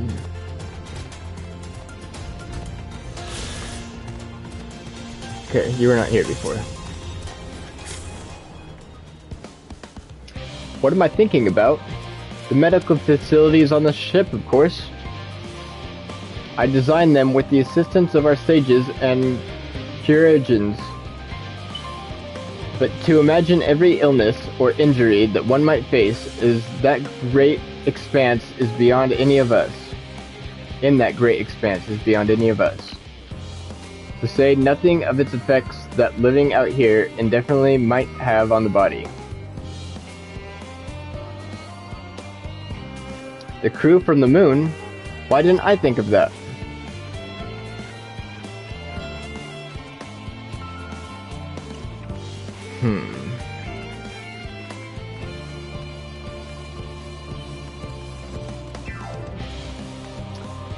Now there's one up here. There was not before.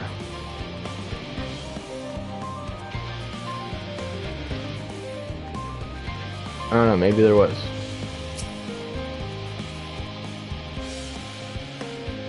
Blasted assistants? Where have they gone off to? At a time like this? Beg pardon, but I have not the time for idle chit-chat. I need to reconfirm that aether levels are consistent throughout the vessel's machinery, and it seems I shall have to do so single-handedly. I swear, when I find those assistants of mine. The Loprits are willing to help. Why didn't you say so? At least they won't moan about how they checked 24 times already, and haven't slept in weeks. Lazy sods.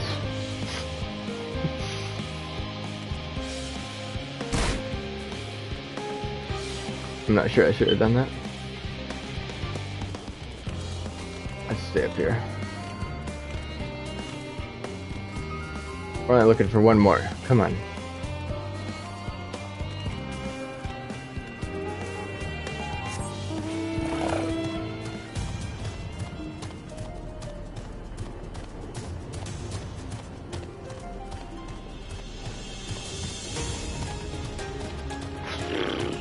Where in the world?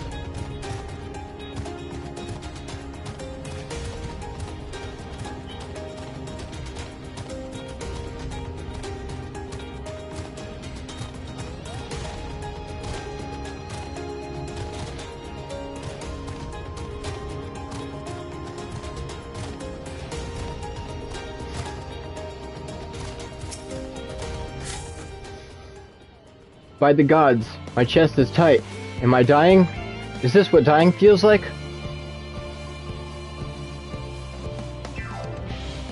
Oh, do pardon me. I didn't see you there. There's no cause for concern, I assure you. No cause for concern, even though we may need to depart at any moment. And if the hole I designed buckles under the strain, the entire vessel may explode on launch, claiming countless lives and dooming all mankind. But that is highly unlikely. Yes, highly unlikely. Highly. Our visitors can help me triple check for superficial flaws, you say? Why, that would be wonderful. I'm breathing more easily already.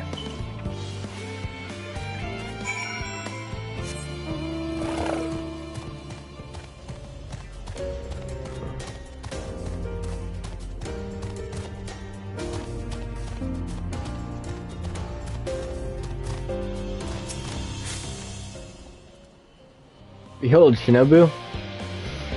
Though thine efforts' word hath spread throughout Labyrinthos, verily to a far greater number than we anticipated, living way doth gather more Loporits as we speak.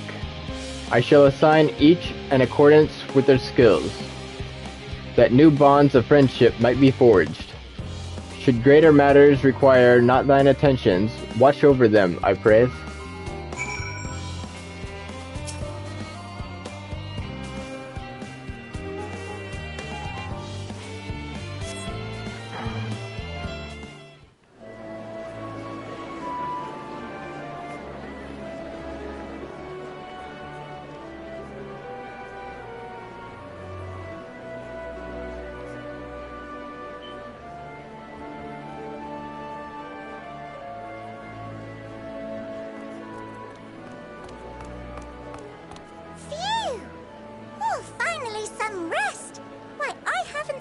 So much in, well, in forever. Lively, isn't it? The town is abuzz. Everyone eager to meet with our friends from the moon.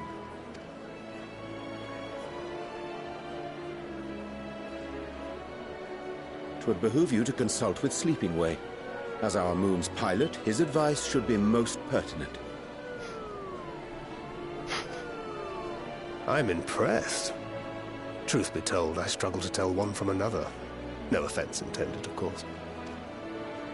None taken. After you and your friends left Mare Elementorum, we spent no small amount of time with your Urianger. Oh, the conversations we had. He told us all about Atheris, answered our every question, no matter how trifling or trivial. He would. Look! Every page filled to the margins with knowledge. When I first arrived, I was struck by how little I knew. It was daunting. But then I realized that, were it not for Urianger and his teachings, we'd still be stuck on the moon, gazing at your world and wondering what we've been missing.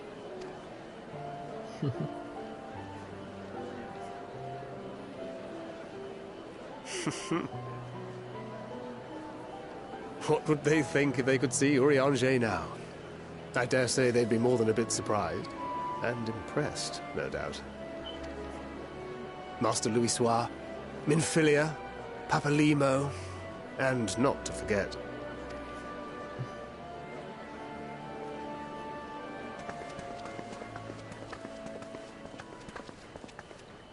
Oh there. Heard there was a visiting expert who we might bother with a few questions. I take it you'd be the one.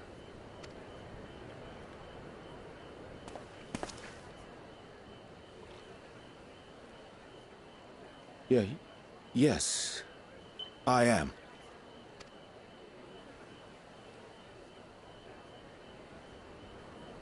Wilson and Blovida, Sharlayan's foremost researchers in the field of teleportation magic, and Moonbreeder's parents.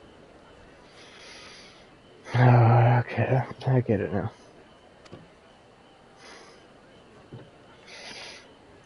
He still hasn't talked to them, has he? It has been some time. 'Tis good to see you in good health.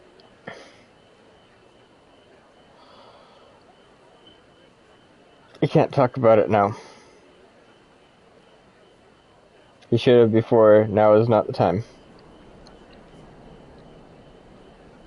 Now is not the time. No despair, no hopelessness, no blasphemies. God damn it. This is why you tell people shit when you can. Likewise, old friend. Blavida and I were most honored to answer the call. Never expected this reunion, though, did we, dear?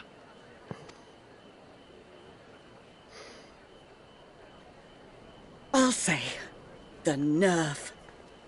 Sending that letter. He sent a then letter. Running off to the gods know where. Well, at least he sent a letter. That's better than I thought. Okay.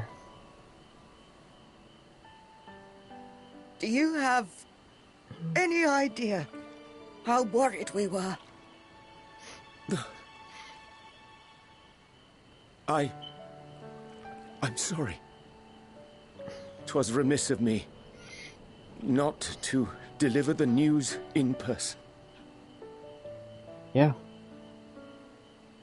No, more than that. 'Twas I who... Our daughter was disillusioned after Master Louisoix left her behind.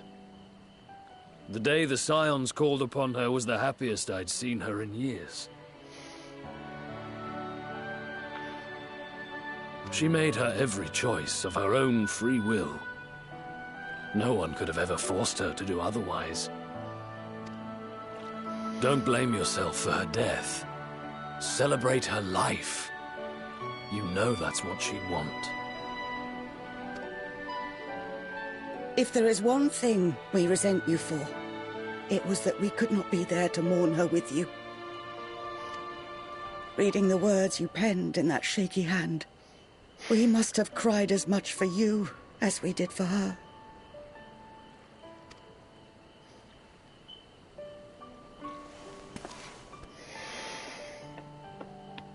I'm sorry.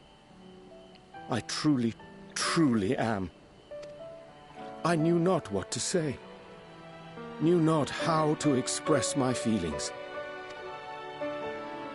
The poems and platitudes of wiser men, musings on sadness and loss, studied and memorized, and meaningless in the moment. Silly boy. We are all powerless before such grief. Even now, try as I might, the words escape me. But in our hearts, we know. We always know.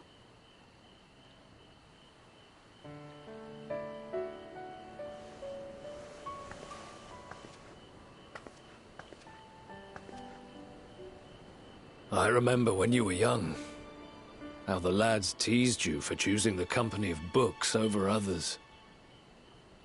Our moon didn't take kindly to that.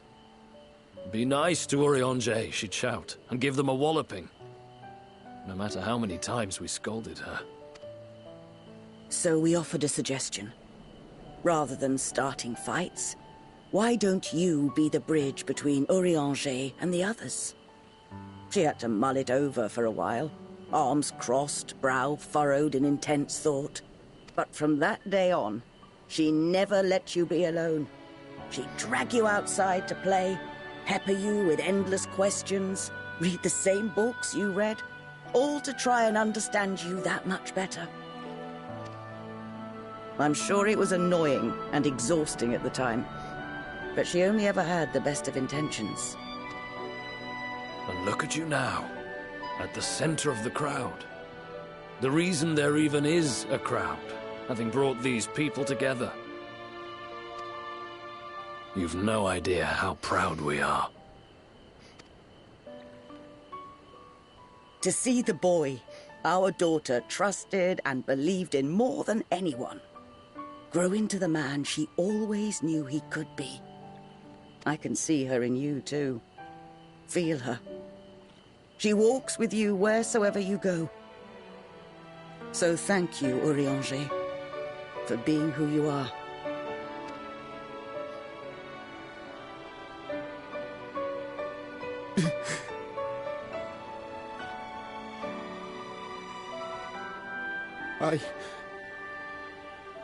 I think I can feel her too.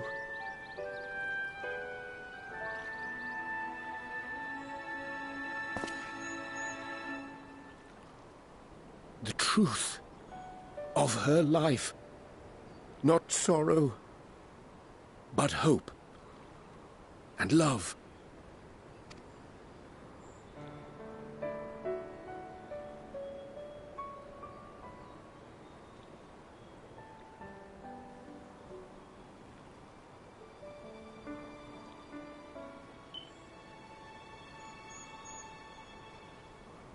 This moon breeder.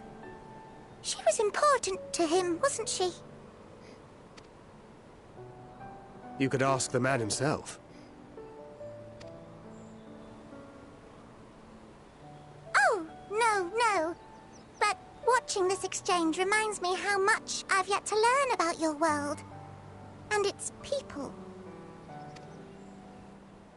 You can live here your entire life and hardly learn a thing. And that's why it's too soon for this to end.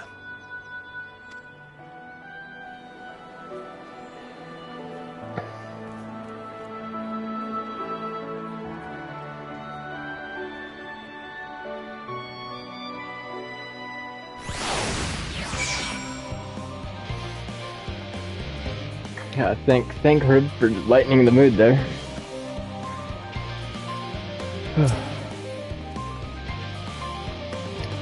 Oh, Shinobu, be assured that I'm fine.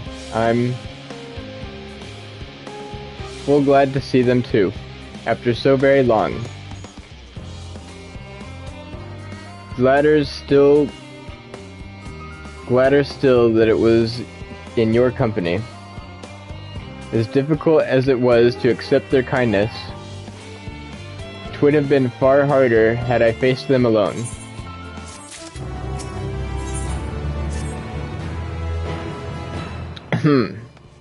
Thou hast my gratitude for lending courage to the Loperids.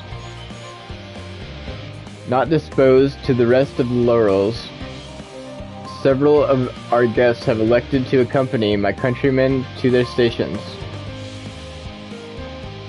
Some few may still come hither seeking counsel, and so shall I remain to aid them as need be. If thou art needed elsewhere, do not let me detain thee. As a matter of fact, I was hoping you might check on Alize. Last I saw, she was struggling to carry an enormous pile of boxes out the west gate. I could go myself, but we both know whose help she less like to scorn.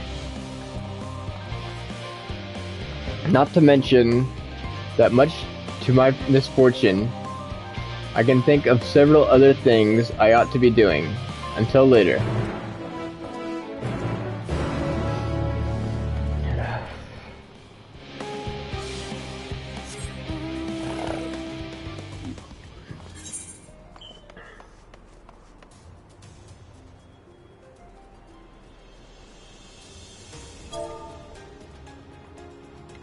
No, it isn't.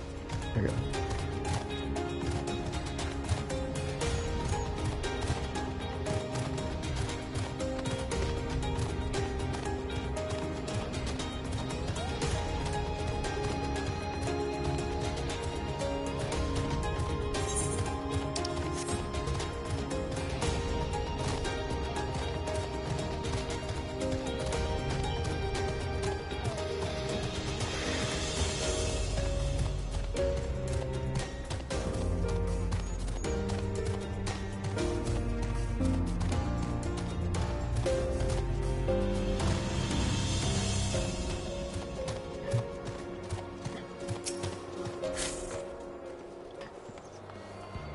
Shinobu, what are you doing out here?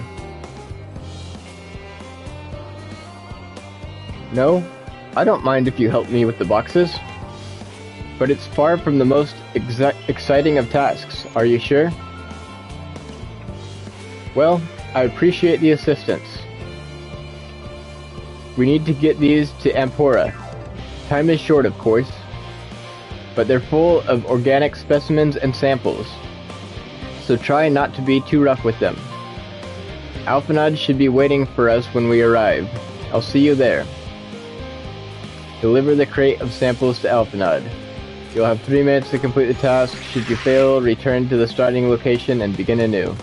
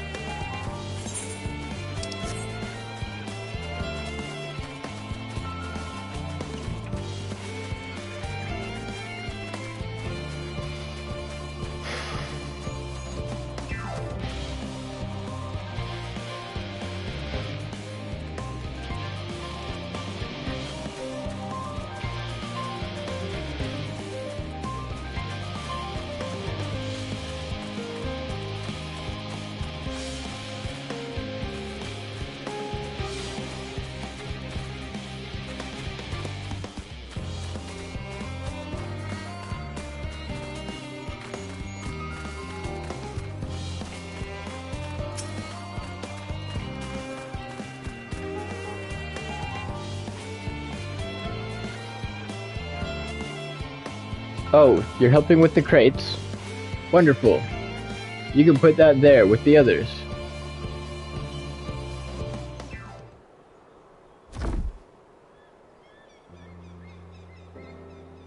You have my gratitude. But how did you come to be involved in this? Ha. Then I suppose I have Thancred to thank as well.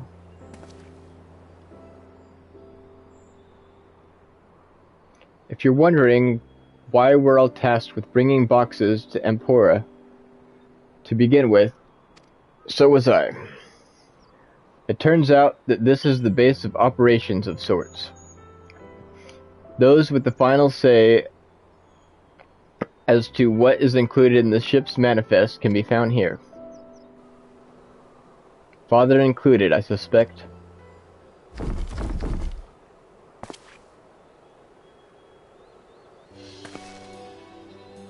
That should be everything.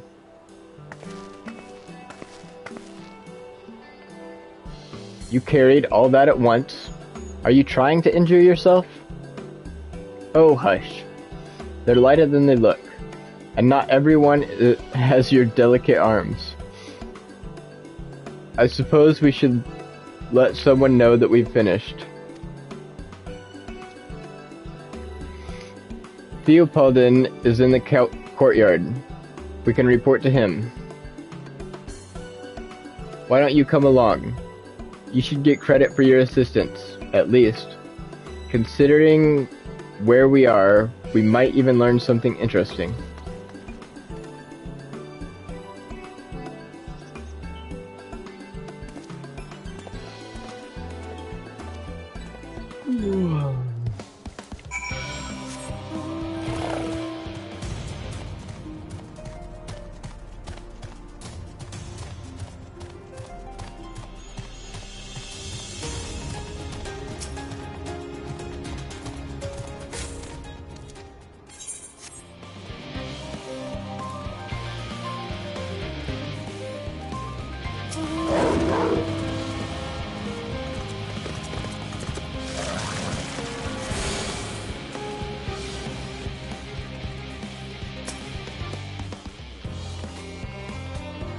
Gods, it never ends, does it?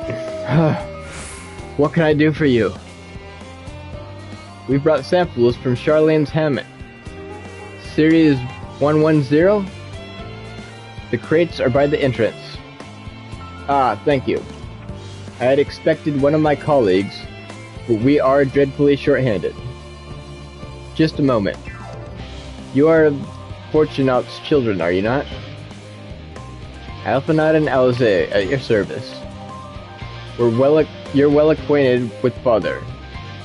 You're well acquainted with Father, I take it? Quite. I've been friends with your parents since our days at the stadium. I remember when you were yay high, waddling hither and there. Clearly, It has been quite some time since we've met. 'Tis good to see you again, wielding your father's Norris, no less. You knew our parents when they were young. What were they like? Pray spare no detail. I should like nothing more than to regale you. Alas, I am meant to be in charge here, and reams of paperwork want for submission. We can help with that, in exchange for the sort of stories our parents would never willingly divulge, of course. Very well then. There happen to be 3 sheets of documents in need of delivery, so how about you take each one?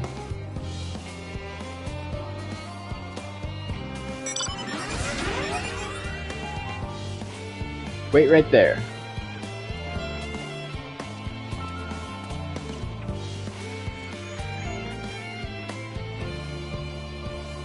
You will find a forum representative waiting to collect these near the southernmost structure.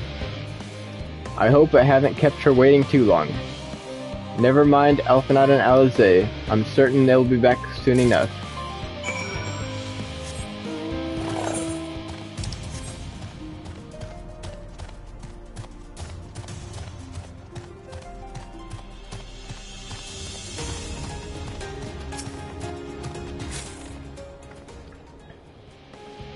Are you not one of the scions of the 7th Dawn?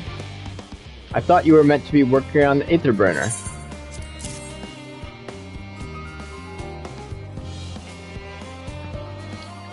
Theopaldon's paperwork? I was beginning to worry he'd misplaced his quill. I appreciate your help in seeing these documents to my hand at last. As for your other task, pray keep this between us, but I sincerely hope you scions succeed.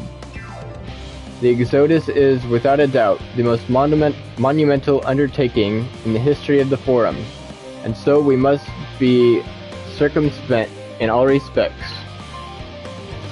Risk is a privilege we cannot afford ourselves. At its heart, however, Sharlayan has ever been a nation of the curious. 'Twould be a tragedy indeed if we were the ones to stymie your pursuit of truth.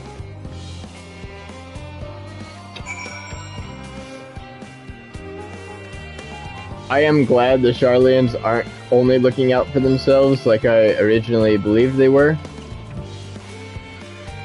But, I mean, it still doesn't include everyone. And rightfully so. You know. You can only do what you can do.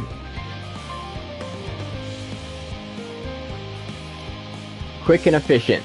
I dare say you have talent for this work. The twins' papers only need be delivered to elsewhere in the facility, so they should be returning any moment.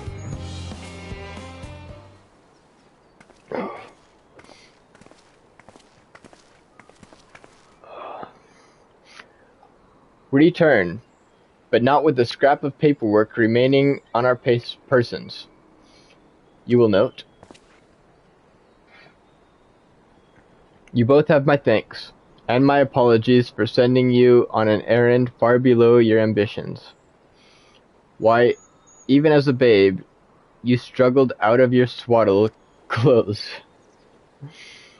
That is quite enough of that, thank you. It was compromising stories of our parents that we'd asked to hear. To reiterate. Of course. I've known your father for so long. I must have something. Well, as you know, part of why Louvier's name garners such respect in Sharlayan is your family's storied history. You too can trace your ancestry directly to those who came aboard Niflheim's Hope. A lineage few can claim. I never thought much of it myself. It's not as though our forebears founded our nation. They were simply there when it happened. Nevertheless, it has traditionally been a point of pride. This is why Neophicans' pronouncement, "Renounce the ways of war and pursue enlightenment through knowledge and reason," has ever been our family's creed. Until your grandfather's time, Archon Louisoix looked not to Neophicans' words, but his deeds. He asserted his defiance in his peers, that choosing to save the great and the small from the rising tides was the true mark of our founder's virtue. Perhaps it was his expertise, his knowledge in ancient philosophy and the fall of civilizations that led him to conclude that the eschewed conflict at every turn was to consign mankind to his doom. One second. There will ever be conflict and calamity will follow. Thus, to ignore... I totally missed it. God damn. I can actually do this though.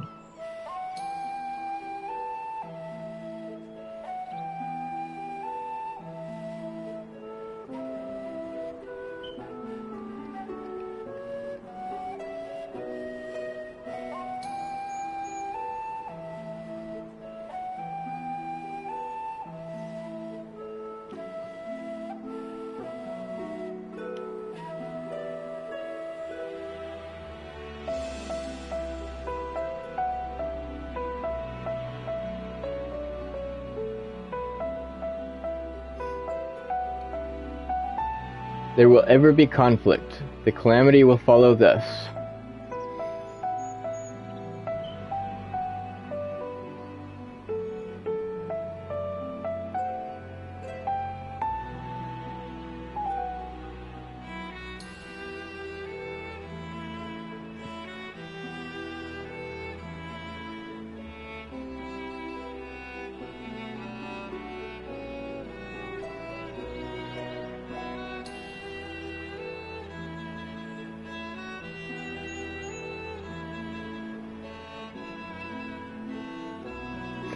To ignore the plight of those one might conceivably save is not wisdom, it's indolence. You remember his words well, indeed. Archon Louisoix lived by that personal creed, and used every means at his disposal to bring succor to those needed, Charlian or no. No one loved and admired your grandfather more than his son. Yet, Fortunato could not reconcile Louisoix's deeds with the philosophy of the forebears and his peers, a philosophy in which he believed so fervently, yet made a pariah to his father. Fortunato agonized over this contradiction for much of his life. God's father. A son may carry his father's blood, but his choices are his own to bear. It is not always thus. Gods know, Fortunato a cranky old goat, so I'm sure you butt heads often enough. Yet even so, you must know that you are constantly in his thoughts, every moment of every day, and that is not an exaggeration in the slightest. You should have seen him when you were born, barely recognizable. He was, with a kind and dumbfounded grin I'd not seen since he first took a fancy to your mother. He was practically skipping when he told me the news. Take my word for it. He loves you to an embarrassingly degree.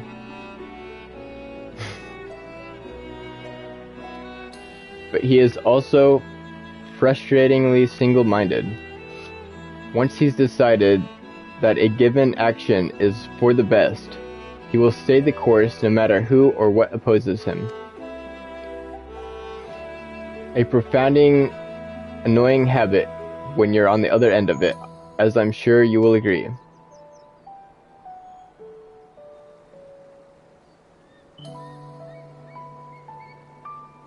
I'll say, thank you for your insight. When next we meet our parents, I shall mention that we spoke. Try not to get me into Try not to get me into too much trouble now. I need the forum on my side. Speaking of which, I ought to be getting back to work. I have to make sure those specimens you brought make it to their proper places, or the cranky old goat will have my hide. We can speak again later.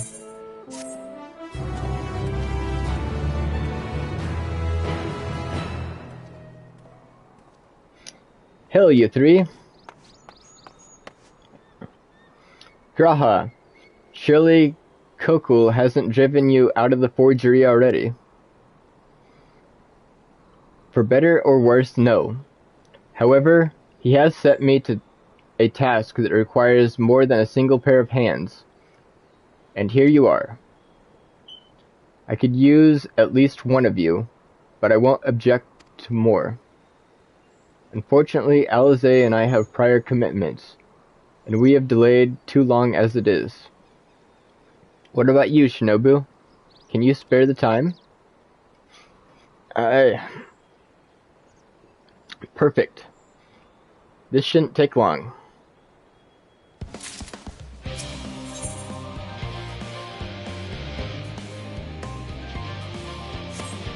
Hold on.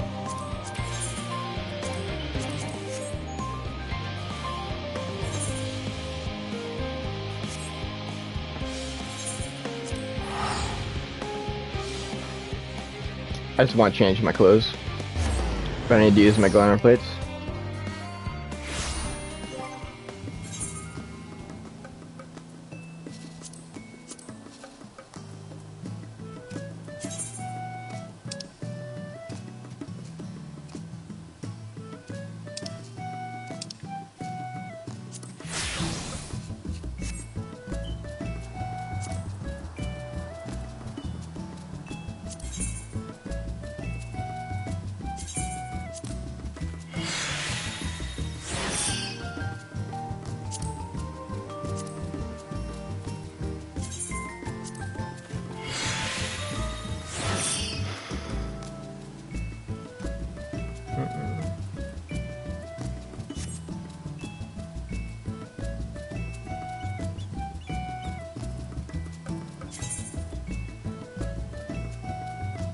Oh, okay.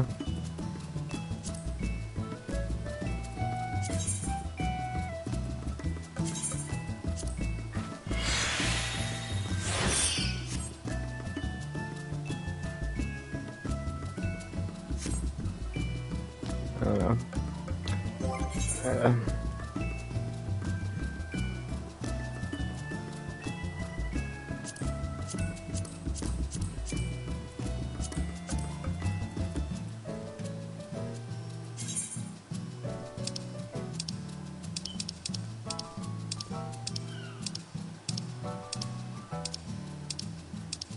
Oh, come on. There we go. That's what I want.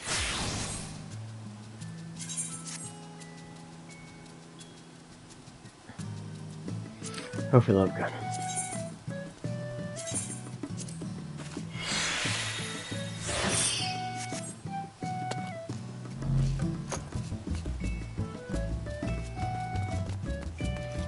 And while we're here,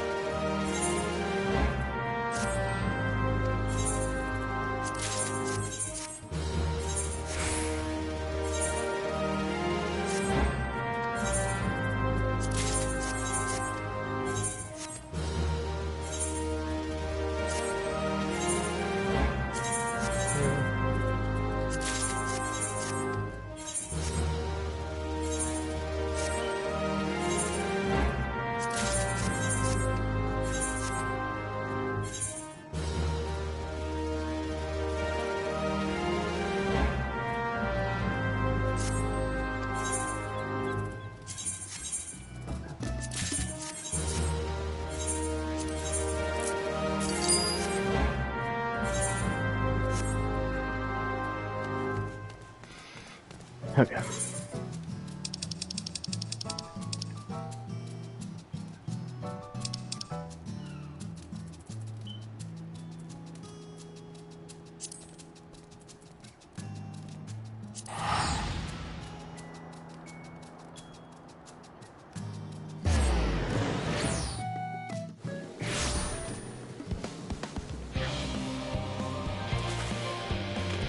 Alright. I just really like this glamour. So, before we assist Graha, I'm going to take a short break.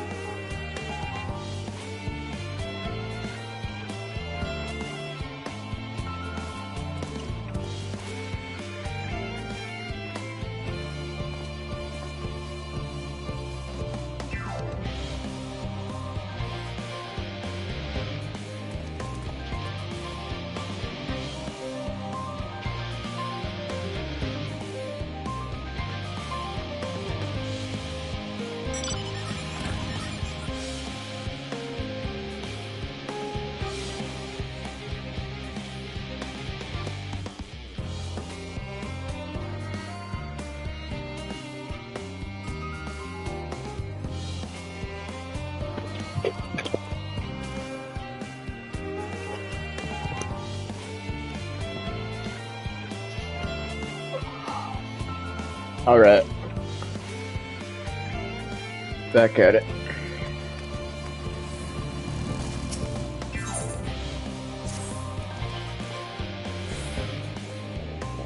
In the event that our, and I quote, promised heap of adamantine falls right out of the bloody sky and into my lap, Master Coco wishes to be ready to put the proverbial hammer to anvil at a moment's notice.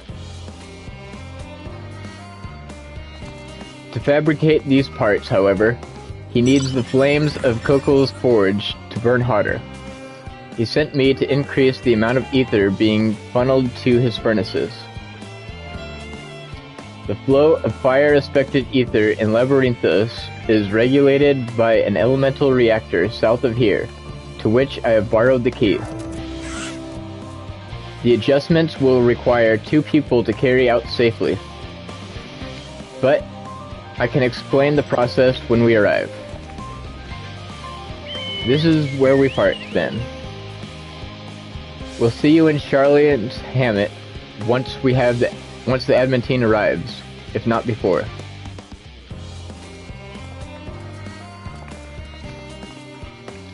This way, then.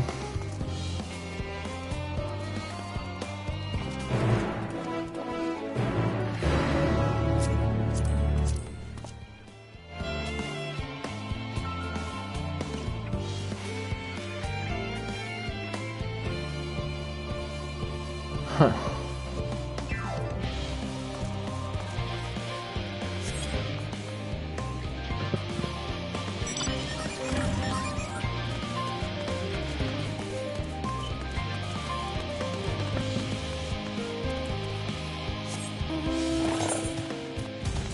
Ooh, another new area.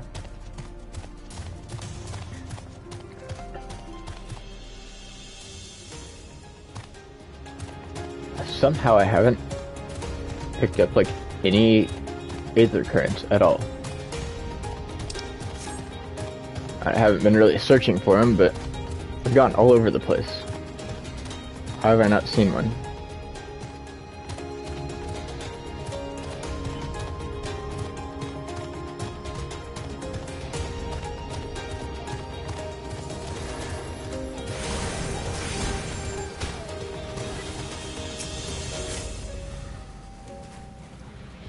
The reactor is housed within this facility. I'll be the one to go inside and adjust the fire. I'll be the one to go inside and adjust the fire aether output. When I do, a rather large amount of water-aspected ether will issue from the vent at the top. I expect this to attract at least a few elementals, which we would be both rather not to be drawn into the reactor itself, trust me. Can I ask that you put down any that draw too near? They'll pose you little trouble, I'm sure. You got it. Wait here if you would.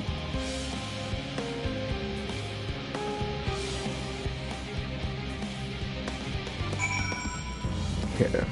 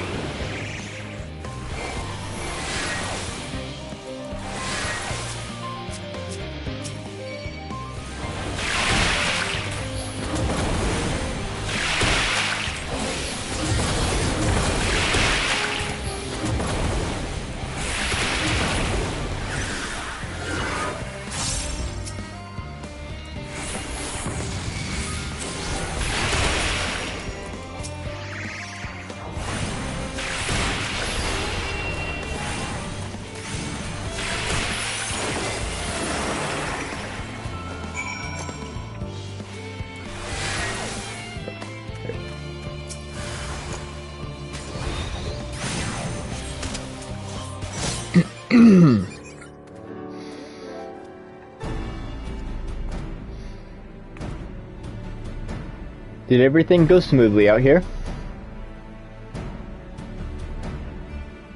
I thought as much. No major complications to speak of inside either. And the water ether appears to be venting properly. I expect Coco will have seen a difference in his forge flames by the time I return.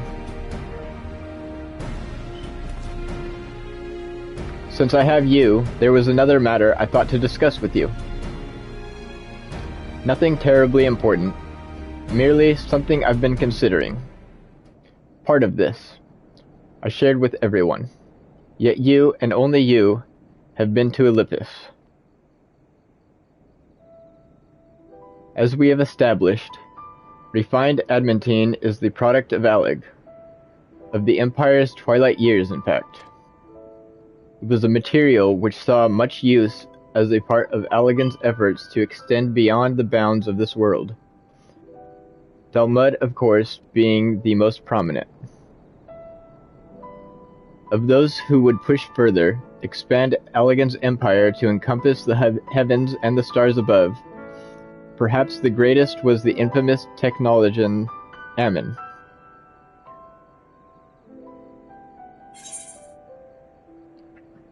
Ammon wanted to travel the Sea of Stars? Did he remember his life as Hermes?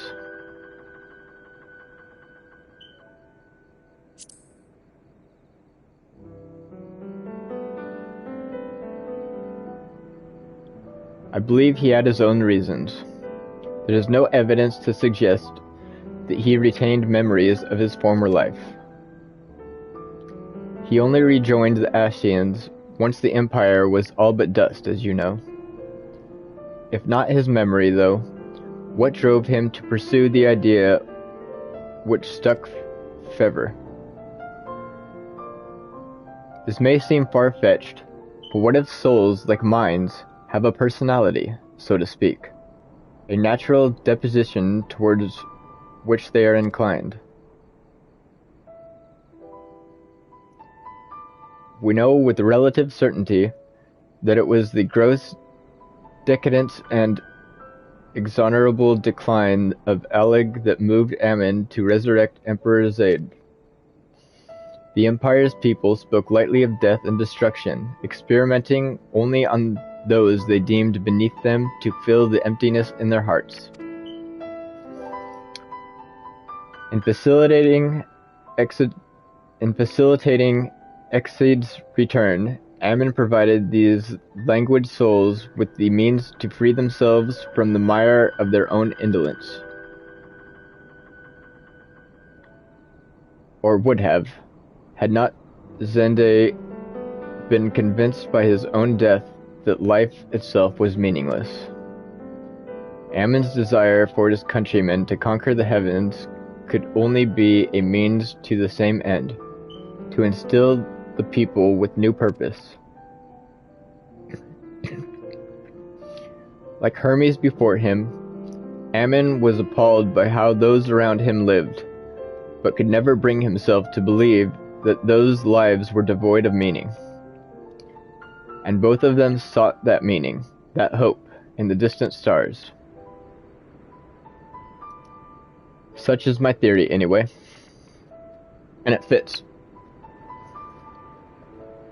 I sort of figured that as well when we were talking about Azim. Can't remember who it was. Was it Emmett talking about Azim?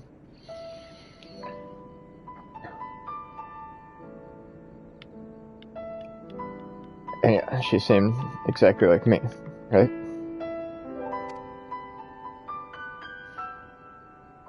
Ultimately, it is the consequence of their actions which matter. Their motives are of no moment, and yet, to reach those stars on wings of adamantite, to travel to the ends of creation and beyond, the purpose of hope everlasting, that much I do understand.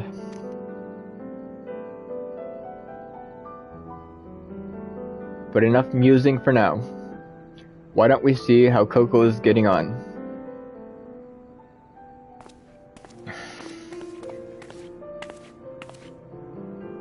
I also really like this Azim. I'm just now remembering that we never got to meet Azim.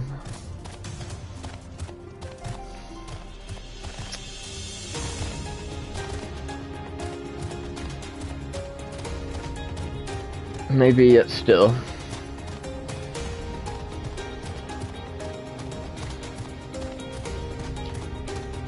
Still only level 88. There's still some story to go, so...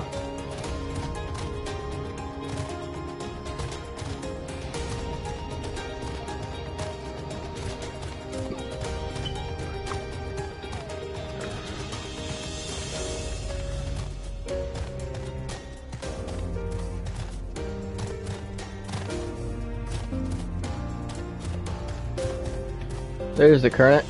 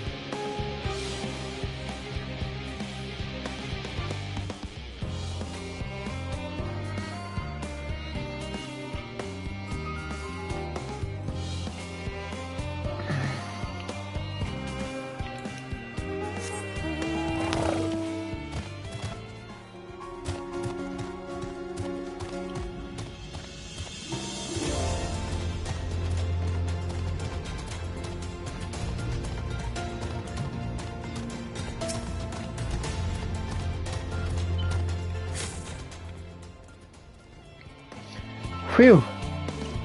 I can feel those flames ablazing from here. Glad you found someone capable, Graha.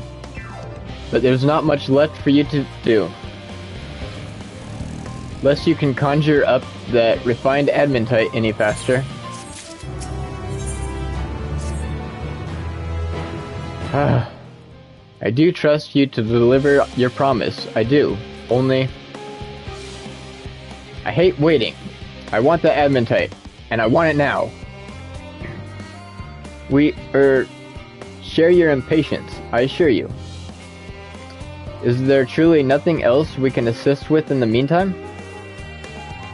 I wish. Sitting about is unbearable. Pity the Forum frowns on recreational explosions. Well, so long as they can't prove it was premeditated. Get you gone. I've mistakes to make. In that case, I suppose I shall go and return the key to the reactor. I'll have one more look to make sure that nothing has gone wrong, unintentionally or otherwise. I'm certain there are better uses of your time, however. I will join you in Charlian Hammett anon.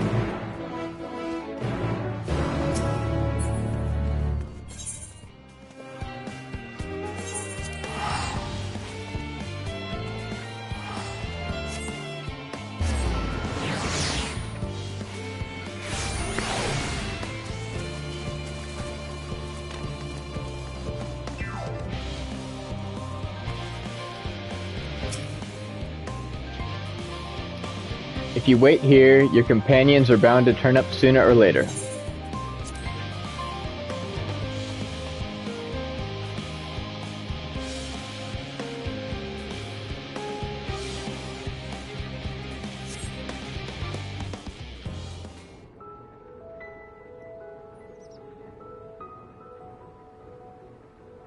All set, I take it? All set. We finished what we could. Delivered supplies, tracked down escaped animals. Trivial tasks as they may be.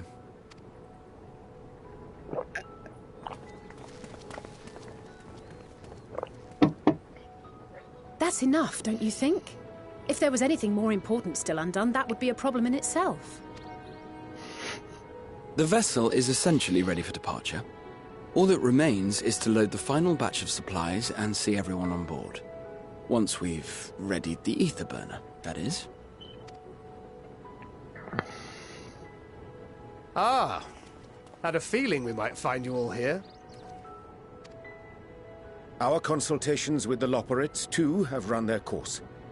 Pleased I am to say that our researchers' concerns have for the most part been allayed, though some insist on making adjustments to the very end. For their part, Livingway and her peers have graciously offered to stay and keep the people company, lest any lingering queries go unanswered. All that remains is to wait for the refined adamantite. Alphino, are you there? It's me, Kryl. Your special delivery has arrived. Round up everyone and come to the harbor at once. Speak of the devil. Let us go at once.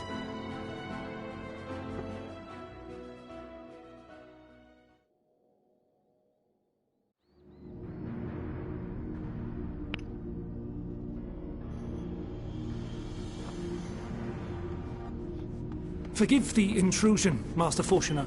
I bring urgent news. A great commotion has broken out in Scholar's Harbor. Your presence is requested, with all speed. Commotion. That's not good.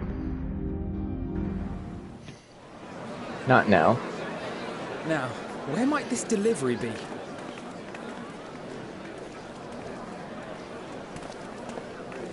Oh.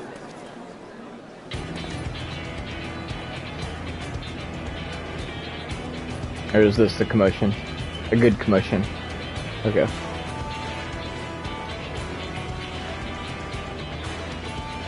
I still keep worrying about blasphemies showing up again. I'm sure it's very important, but we cannot accept these without the proper permits. Oh, the hell you can't. Surely, these can't all be.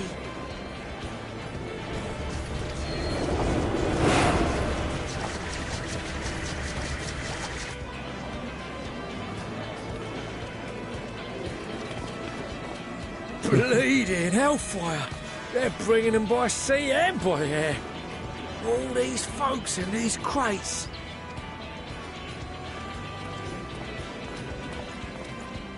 And more on the way.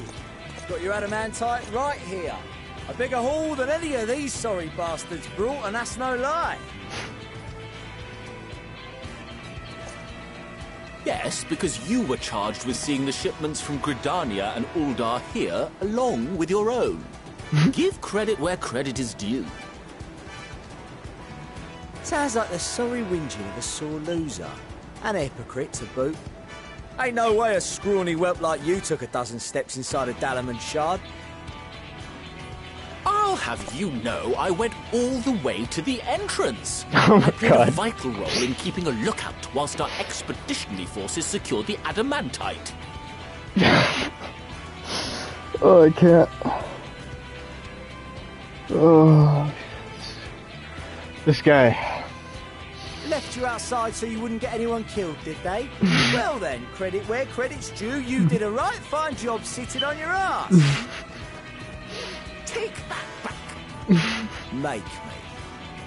I will not stoop to your level.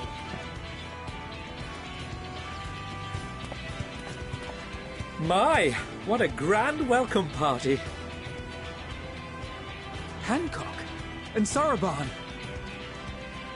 We come bearing relics both sacred and Allegan, as well as a few other gifts that may be of help, to be presented with best wishes from the Eastern Alliance.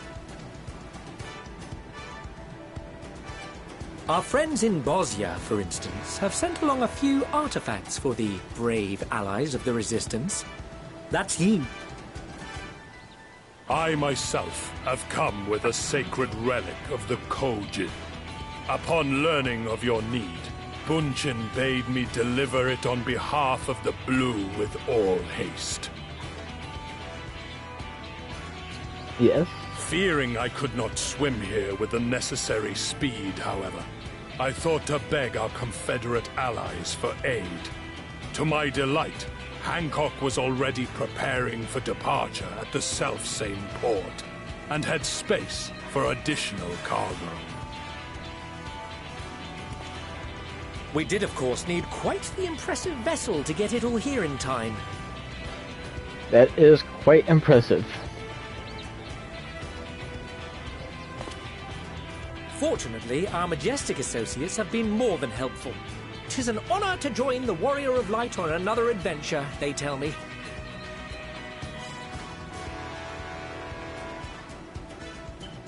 That is all wonderful to hear, but what of the extraordinary cost? I shudder to think of the ransom we must pay for such a bounty. Fret not for your coin purse, young Alphino.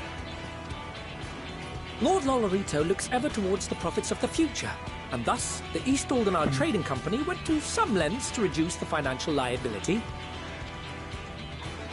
And since the Scions funded the entire venture, not a gill need be rendered up in compensation. Everything is already yours. We funded the venture? When? Don't let the name fool you. This coin keeper knows a thing or two about spending.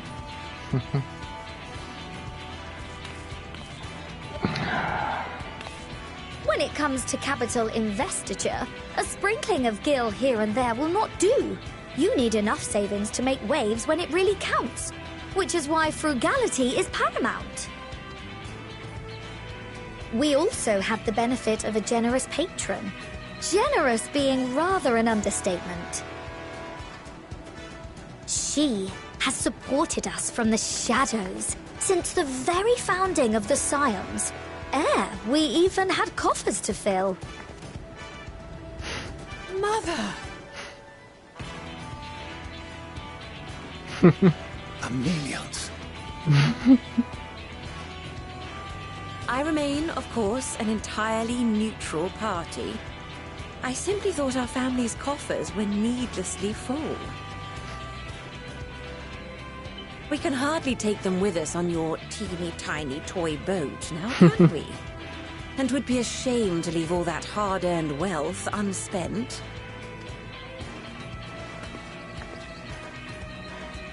Waste not.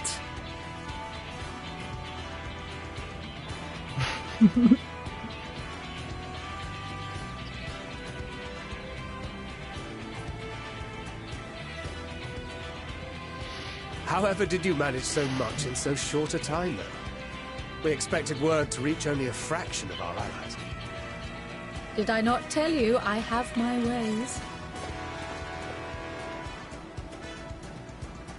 Erenville, you were involved too. I received a letter from Cryo after we parted ways in Labyrinthos. She explained what the Scions were trying to accomplish, and why you might soon require the services of the Gleaners, spread across the world as we are. I pray you do not interpret this as a betrayal of Charlotte.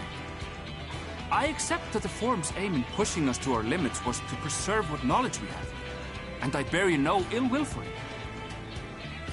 Yet, in collecting that knowledge, what I came to appreciate most about our star is that there remains so much we do not know. That is why I chose to help the Scions, to combat the obliteration of those countless undiscovered wonders. I held no illusions that they would be less demanding taskmasters. Though, rest assured, if I had, I would have been sorely disappointed.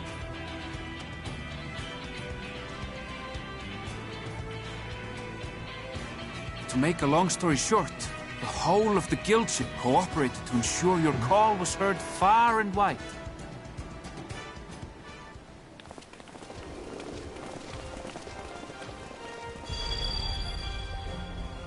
What's this about a ship that can fly to the moon? About time. And why didn't you mention it sooner? The one time you don't beg my aid, your problem's a bloody ship that can fly to the moon. Sid, you brought the team. Of course. Garland Ironworks' finest. You need only point us towards my new favorite ship. As you like us not suspect, we've also brought adamantite for Mordona's Dalamud shard. I admit to some consternation upon first receiving Kryl's message. So few Scions remain at the Rising Stones now. Far too few for such an expedition. However, The Gleaners were able to secure us reinforcements. Idleshire's treasure hunters, not least among them. Fascinating as all this is, I fail to see how it explains your presence here. Does Razathan not have more pressing concerns?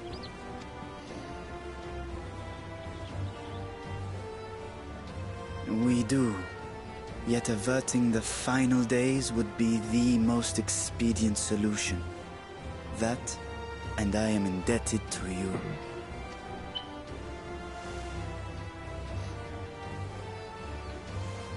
Thank you, Virtue. Though they chose to take their leave of Thavnair, those you saved in Galimund remain my people. My gratitude is beyond words. 'Tis appropriate that I aid you in kind. If in the doing we bring salvation to others of this star, so much the better. You will recall that I spoke of my father, Midgard Summer, and his journey across the great expanse. As he traveled betwixt the stars, his resplendent scales drank of the ether in those nigh empty surrounds, and imparted to him the strength to persevere. Thinking they might further your cause, I called out to my kin for consent. Ashdaya's answer was silence, as ever. Tiamat and Hrisvelgre, however, responded favorably to the suggestion. My sire, too, gave his assent. Thus have I brought you his own worm scales. Fit them to your purpose, and seek a worthier fate for us all.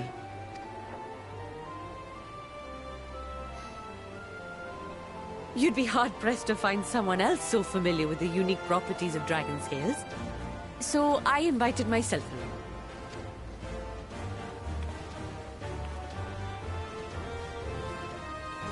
Bugger me, this is so unbelievable. I've gone right back round to believing it again.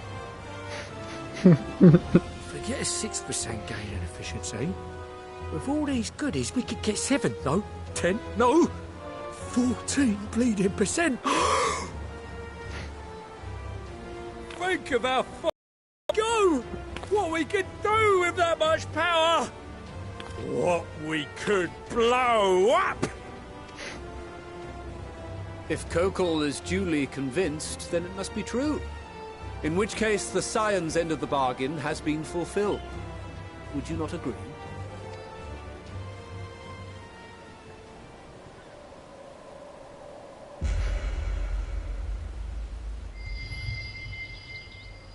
Come on, you big softy.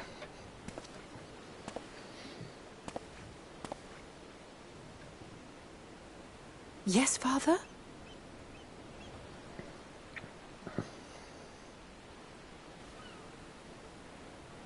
I know not what you seek of Hydaelyn, nor for what purpose you would take command of our ship.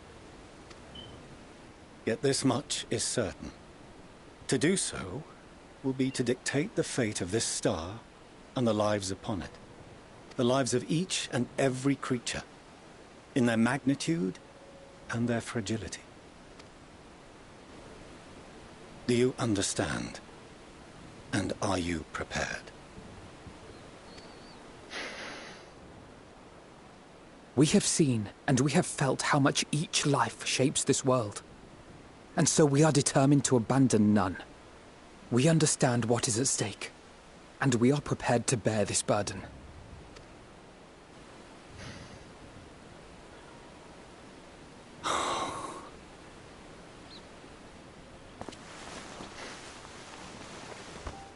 Then I will bear it with you. I beg you, share your struggles with me. As family. It's got all warm and fuzzy.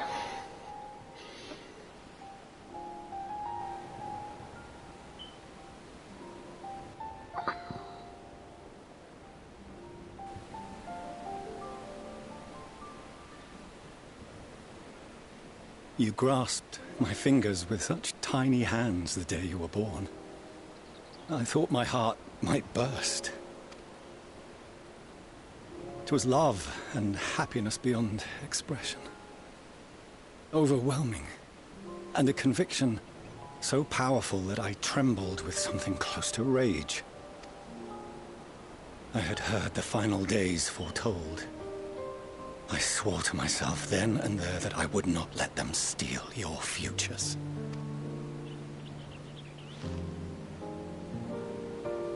The great exodus would succeed.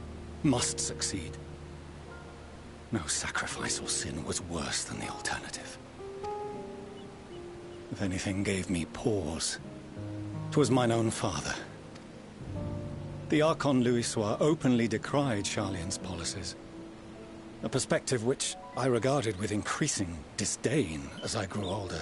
Yet even as part of me thought him a fool, perhaps I also hoped that he, of all people, would devise a brilliant means to save my children. A naive hope, but stubborn enough that I could never bring myself to keep you apart.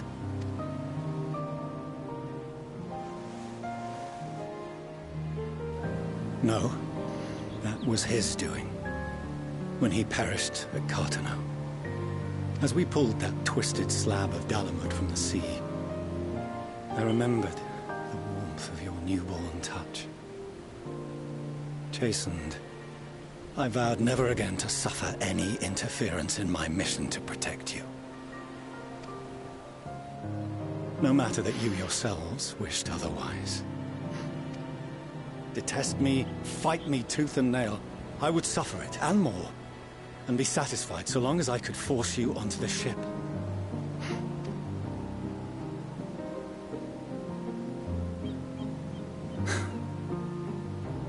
I was wrong. You two have grown so much stronger and so much wiser than I dared dream. You have earned the right to walk your own path, and already begun to do so. Good. Because there are things we care about, and people we love, and none of them is replaceable. Not a one. It cannot have been an easy journey for you to have come so far. We shall be glad to acquaint you with the finer details someday, once this danger has passed. All that we have seen and heard, that we have felt and learned in our travels. Ours is not a kind world, but it is beautiful. Always. Oh no. Are you quite sure that's wise? After all, someone turns pale and flees the room when he sees so much as an envelope containing word of your adventures. Whatever will happen if he learns what you were really up to? Millions.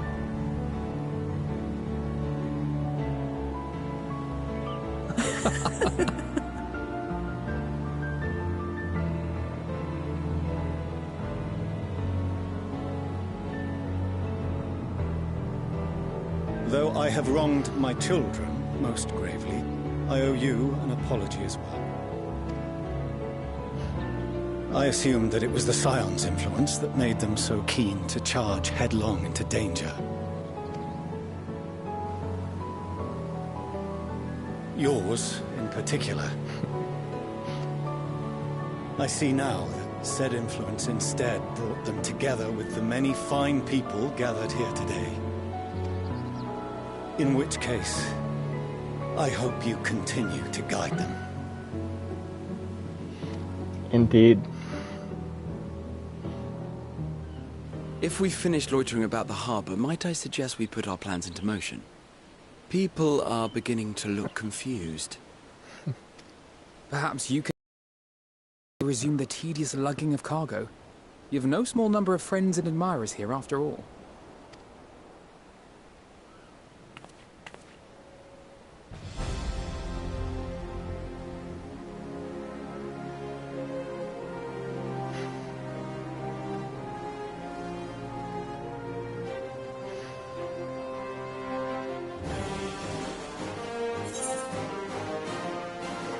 Lend us your strength. Our moment of triumph is close at hand. With me. Moment of triumph is close at hand.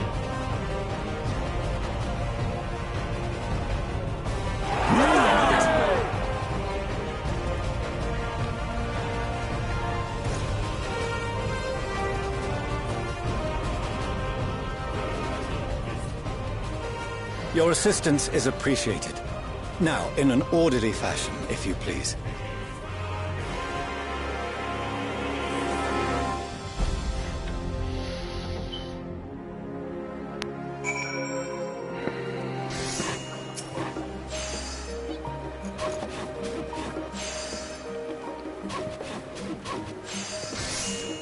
We've finally managed to clear the harbor, which means the rest is in the engineer's capable hands.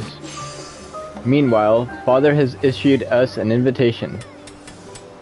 As was agreed, he will reveal the means by which Hydaelyn may be contacted. We are to meet him at Aporia when we are ready. Given the vital knowledge she holds, I suggest we leave without delay. It transpires, however, that the Forum's method for speaking with her is not without risks. I'm curious to hear what those might entail, but regardless, be warned. Most of those who arrive with the Adventine have offered to stay and see to any remaining tasks that need doing. The Forum has already asked for my assistance in overseeing the process, so no need to worry about a thing. Thank you, Tataru. We're off to Apora then.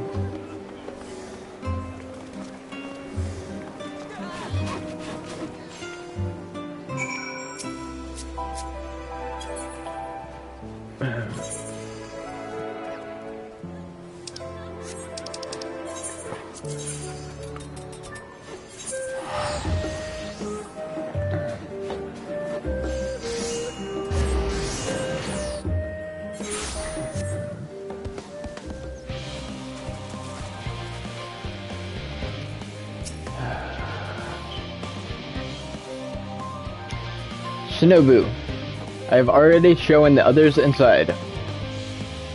You will want to speak with Charlene. She has the key to the lift and can send you down after me. Why can't we go down together? Does the lift only carry one person?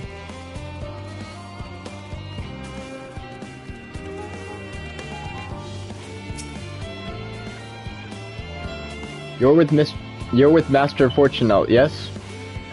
Just step inside the lift here.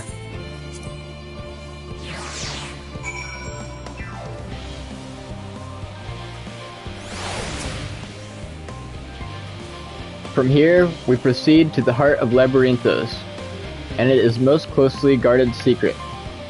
Thamuzin. It marks the beginning and end of our efforts.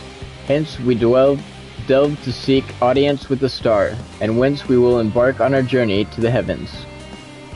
This way, if you please.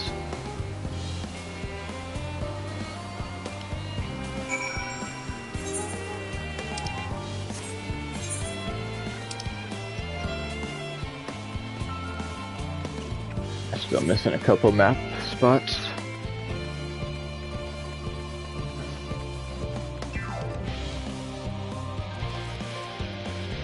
I've pretty much solely leveled through the main story quest. I've done very, very, very little to level up outside of that, which is pretty awesome. I'm afraid we're gonna hit at 89 while I'm like halfway there, though.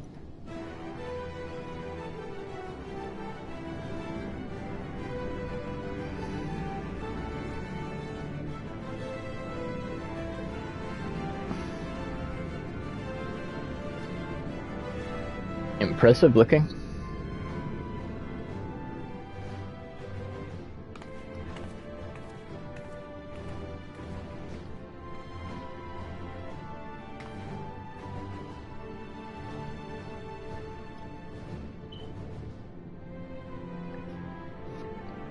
I bid you welcome to Thamuzin.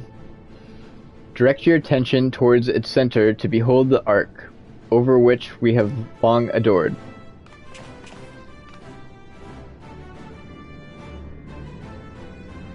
As you can see, 'twas designed as a medium-sized craft, but better to reduce fuel consumption.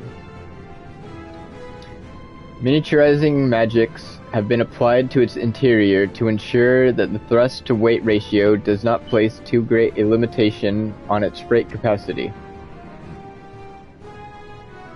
The Aether Burner, as you know, has been removed for further modification, but we shall retach it soon enough. I have received word that Kokol and several of your allies are working on it with an intense fever.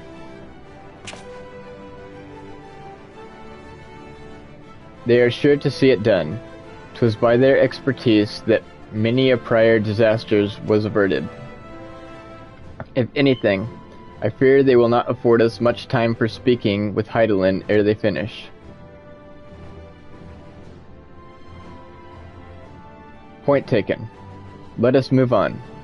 I must warn you again, however, that even with the benefit of our device, to treat with her is no simple feat.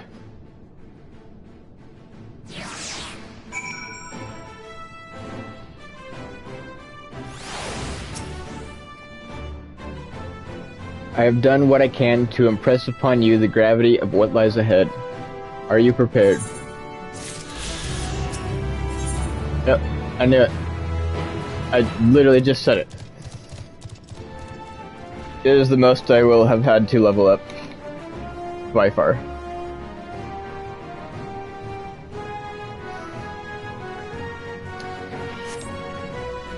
Alright, well.